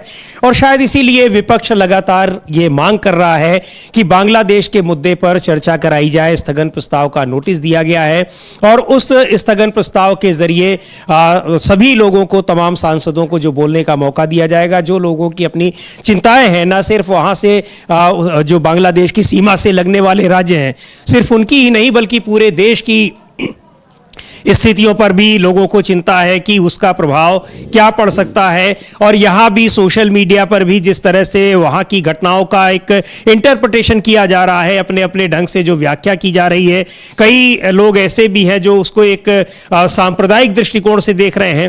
तो इन सब बातों पर सरकार के रुख को स्पष्ट करने की मांग हो रही है और मुझे लगता है कि इस बारे में सरकार को यह कहना चाहिए, क्योंकि इस तरह से देखा गया है, खासतौर पर सोशल मीडिया में लोग अपने तरीके से वहाँ की घटनाओं को देख रहे हैं। हालांकि वहां पर बहुत बड़ी संख्या में अल्पसंख्यकों पर हमले की खबरें आई हैं, लेकिन वहां हम ये भी देख रहे हैं कि अल्पसंख्यकों पर हमले न करने की मस्जिदों से भी अपील की जा रही है और सांप्रदायिक सौहार्द बनाए रखने की अपील की जा रही है। हाँ बिल्कुल, इस तरह की खबरें भी आ रही हैं और खबरें हर तरीके की हैं, लेकिन भारतीय मीडिया इसमें जो आपदा में अवसर खोजने की कोशिश कर रहा है वो विदेश की एक घटना को देश के अंदर किस तरीके से भारतीय जनता पार्टी के पक्ष में इस्तेमाल किया जाए उसके तरीके से देख करके यहाँ सांप्रदायिक माहौल ख़राब करना चाहता है जो मुख्य धारा का मीडिया कहा जाता है वो, समीर जी। और ये काफ़ी निंदनीय है। मीडिया को कम से कम ऐसे समय में जिम्मेदारी का निर्वाह करना चाहिए, एक किसी विशेष पार्टी का टूल नहीं बनना चाहिए। राष्ट्र हित सर्वोपरि होना चाहिए, ये इस मीडिया को भी सीखना पड़ेगा, समीर जी। इस बीच भारतीय ओलंपिक संघ का बयान जो है वो आ गया है विनेश फोगाट के मसले पर और कहा है भारतीय ओलंपिक संघ ने, यह खेदजनक है कि भारतीय दल विनेश फोगाट को महिला कुश्ती 50 किलोग्राम वर्ग से अयोग्य घोषित करने की खबर साझा कर रहा है। रात भर टीम द्वारा किए गए बेहतरीन प्रयासों के बावजूद आज सुबह उनका वजन 50 किलोग्राम से कुछ ग्राम अधिक पाया गया। दल द्वारा इस समय कोई और टिप्पणी नहीं की जाएगी। भारतीय दल आपसे विनेश की निजता का सम्मान करने का अनुरोध करता है। वे आने वाली प्रतियोगिताओं पर ध्यान केंद्रित करना चाहेगा। भारतीय ओलंपिक संघ, ये भारतीय ओलंपिक संघ की तरफ से आया है। अब समीर जी कि अगर कुश्ती के फाइनल से पहले कुछ ग्राम वजन बढ़ गया और कुश्ती से पहले कम था तो ये किस तरीके का मापदंड है? इसमें भारतीय ओलंपिक संघ ने क्या किया वहाँ हमें नहीं मालूम। उनकी तरफ से बयान आ गया है सिर्फ इतना सा। इसको लेकर के जो ओलंपिक संघ है, जो इंटरनेशनल ओलंपिक संघ है, उसके सामने कड़ी आपत्ति दर्ज करनी चाहिए कि भाई जिस समय प्रतियोगिता शुरू हुई थी उस समय उसका वजन ठीक था कि नहीं था। बाद में बढ़ गया या कम हो गया, ये कम भी तो हो सकता था फिर। तो ये बहुत सारे सवाल हो सकते हैं, लेकिन वो अगर है तो अब ठीक है, जो इस पर क्या कहा जा सकता है। लेकिन ये एक आपत्ति जताई है ओलंपिक संघ ने, लेकिन अब उनकी आपत्तियों को कितना वहां पर महत्व दिया जाता है, उनके तर्कों को कितना वहां समझा जाता है, जो उसके ओलंपिक संघ के अपने नियम हैं उस विशेष भार वर्ग में खेलने के, उसके अनुसार उनको अयोग्य घोषित किया जा रहा है। लेकिन हो सकता है कि उसको रिव्यू किया जाए। बहरहाल इसमें जो भी अपडेट होगा उसकी जानकारी आपको मिलेगी। लेकिन एक बहुत ही कह लीजिए कि भारत के लिए बहुत बड़ा सेटबैक है। सबकी निगाहें लगी थी कि और सबकी उम्मीदें थी, और उम्मीदें ऐसे ही नहीं थी, लगातार उन्होंने कई चैंपियंस को, हैवी वेट पहलवानों को हराया था, जो कि बहुत ही लगातार जीतने वाले पहलवानों को हराया था। इसलिए उम्मीदें थी कि विनेश फोगाट इस मुकाबले में निश्चित तौर पर स्वर्ण पदक जीतेंगी, लेकिन ऐन मौके पर उन्हें फाइनल मैच में खेलने से ही अयोग्य घोषित कर दिया गया। तो ये बहुत बड़ा सेटबैक है भारतीयों के लिए, अगर उनको नहीं खेल पाएंगी, क्योंकि पदक की बहुत उम्मीद थी। जी बिल्कुल बहुत ज़्यादा भारत के लिए सेटबैक है, और व्यक्तिगत तौर पे विनेश के लिए तो है ही, लेकिन भारत के लिए काफ़ी ज़्यादा सेटबैक है, क्योंकि पूरा देश ये आशा कर रहा था कि रेसलिंग में, कुश्ती में विनेश फोगाट जो है वो गोल्ड मेडल लेकर जीत कर आएंगी, और पूरा देश इसी की तैयारी कर रहा था। लेकिन अब ठीक है, वो भारतीय ओलंपिक संघ कुछ कर नहीं पाया इस फैसले पर। ये भारतीय ओलंपिक संघ की जो अपनी नीति है उस पर भी थोड़े सवाल तो उठते ही हैं, बिल्कुल उसकी भूमिका पर भी, और किस तरह से वो रणनीति बनाता है। एक बार रुख करते हैं लोकसभा का, जहां गौरव गोगोई लोकसभा में कांग्रेस के उपनेता हैं, बोल रहे हैं, क्या कह रहे हैं वो सुनते हैं। 12525 Dibrugarh Kolkata, 15771 Alipurduar Kamakhya, Guwahati, Rongya, New Bongaigaon 55818. These are important trains which were running prior to COVID, and after COVID, these trains were stopped. And now that COVID has passed, these trains are still no longer operation. In addition to this, there are demands related to a level crossing near Longpotia Gaon in Soraido district, and the extension of the Brahmaputra Mail to its original destination of Dibrugarh, and the land compensation under Kulajan, Karinghat area to Dhemaji district.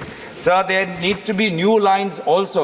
Besides resumption of old railway schedules, there needs to be new lines between Sivsagar, Jorhat, Salna, Khumtai, Tezpur, Silghat. In many cases, the DPR has been submitted in 2020 or 2021, but there has been no progress. And lastly, the point that I want to raise is that the Northeast Frontier Railway Zone should be, in terms of its railway vacancies, be filled up by local youth, because these local youth, they are unemployed, they are agitating, and they are not getting jobs in their own railway zone. Therefore, I demand that the Northeast Frontier Railway Zone come up with a criteria that the Northeast youth get priority in terms of employment. Thank you. Okay, thank you. Shri Yusuf Patan. माननीय अध्यक्ष महोदय, मैं सरकार का ध्यान पश्चिम बंगाल में jute श्रमिकों और जूट उद्योग की ओर आकर्षित करना चाहता हूं। अध्यक्ष महोदय, जूट एक महत्वपूर्ण पर्यावरण के अनुकूल रेशा फसल है जो मुर्शिदाबाद, हुगली और नदिया जिलों में उगाई जाती है। यह उद्योग हजारों परिवार का जीवन यापन करता है, लेकिन वर्तमान में यह कई चुनौतियों का सामना कर रहा है। प्लास्टिक बैग के बढ़ते हुए उपयोग के कारण कई जूट मिलें बंद हो गई है। जूट की कम कीमत मिलने के कारण कई किसान इस फसल को उगाने में संकोच कर रहे हैं। सरकार ने प्लास्टिक की बैग पर प्रतिबंध लगाया है और जूट बैग का इस्तेमाल करने की सिफारिश की है, लेकिन इसका प्रभाव कहीं दिख नहीं रहा। तो इन सारे मुद्दों पर बांग्लादेश में सबसे बड़ी खबर अभी की यही है कि विनेश फोगाट को ओलंपिक में फाइनल मैच में वो खेलने जा रही थी, उनका मुकाबला होना था, लेकिन वहां से उनको अयोग्य घोषित कर दिया गया है। इसलिए अयोग्य घोषित कर दिया गया है क्योंकि कुछ ग्राम, 50 किलो से कुछ ग्राम ज़्यादा वजन उनका निकल आया है। भारतीय ओलंपिक संघ ने उस पर प्रतिक्रिया भी दी है, उस पर जानकारी भी दी है कि क्यों ऐसा किया गया है, आपत्ति भी जताई है। लेकिन अभी की बड़ी खबर यही है, और पूरे देश की उम्मीदें लगी हुई थी विनेश फोगाट पर। यह माना जा रहा था कि वो निश्चित तौर पर स्वर्ण पदक जीतने वाली है उस मुकाबले में, लेकिन ये उम्मीदें धरी की धरी रह गई फिलहाल, क्योंकि उनको अयोग्य घोषित कर दिया गया है फाइनल मुकाबले में खेलने के लिए। इधर बांग्लादेश बांग्लादेश में जिस तरह से लगातार हिंसा की खबरें आ रही हैं, वहां पर अभी भी स्थिति सामान्य नहीं हो पा रही है और हिंसा की लगातार खबरें, आगजनी की खबरें आ रही हैं, लोगों के मारे जाने की खबरें मिल रही हैं। यही नहीं बल्कि वहां पर अल्पसंख्यकों पर होने वाले हमले और कई मंदिरों को नुकसान पहुंचाने की, तोड़ने फोड़ने की खबरें आ रही हैं। उसे लेकर भारत में बहुत चिंता जताई जा रही है। लोकसभा और राज्यसभा में उस पर स्थगन प्रस्ताव का नोटिस दिया गया है कि बांग्लादेश के मुद्दे पर चर्चा कराई जाए। इस मुद्दे पर कल विदेश मंत्री एस जयशंकर ने सदन को में अपना पक्ष भी स्पष्ट किया था, भारत सरकार का बयान दिया था और बताया था कि सारी स्थितियां वहां उस पर सरकार नजर बनाए हुए है। लेकिन कल तक की यह खबर थी कि वहां सभी लोग सुरक्षित हैं, किसी को भी वापस बुलाने की जरूरत नहीं है। पर आज ये खबरें भी आ रही हैं कि जो उच्चायोग में काम करने वाले लोग हैं, जो ढाका में बांग्लादेश में भारत का जो उच्चायोग है, हाई कमीशन है, वहां के कई कर्मचारी, लगभग 200 कर्मचारी वहां से वापस आए हैं। तो इन परिस्थितियों में जो दूसरे लोग हैं अमलेंदु जी, जाहिर तौर पर उनको लेकर लोग चिंतित हैं, उनके परिजनों को लेकर लोग चिंतित हैं। इस पर चर्चा होगी। एक बार रुख फिर करेंगे लोकसभा का, जहां मनीष तिवारी ने इसके पहले कई स्थगन प्रस्ताव के नोटिस दिए थे, स्वीकार नहीं हुए, कुछ कह रहे हैं, सुनते हैं उनको। कर ये सुनिश्चित किया कि जो विरासतीय रिहायशी इलाके हैं, हेरिटेज सेक्टर्स है, उसमें कोई रीडेंसिफिकेशन की ज़रूरत नहीं है।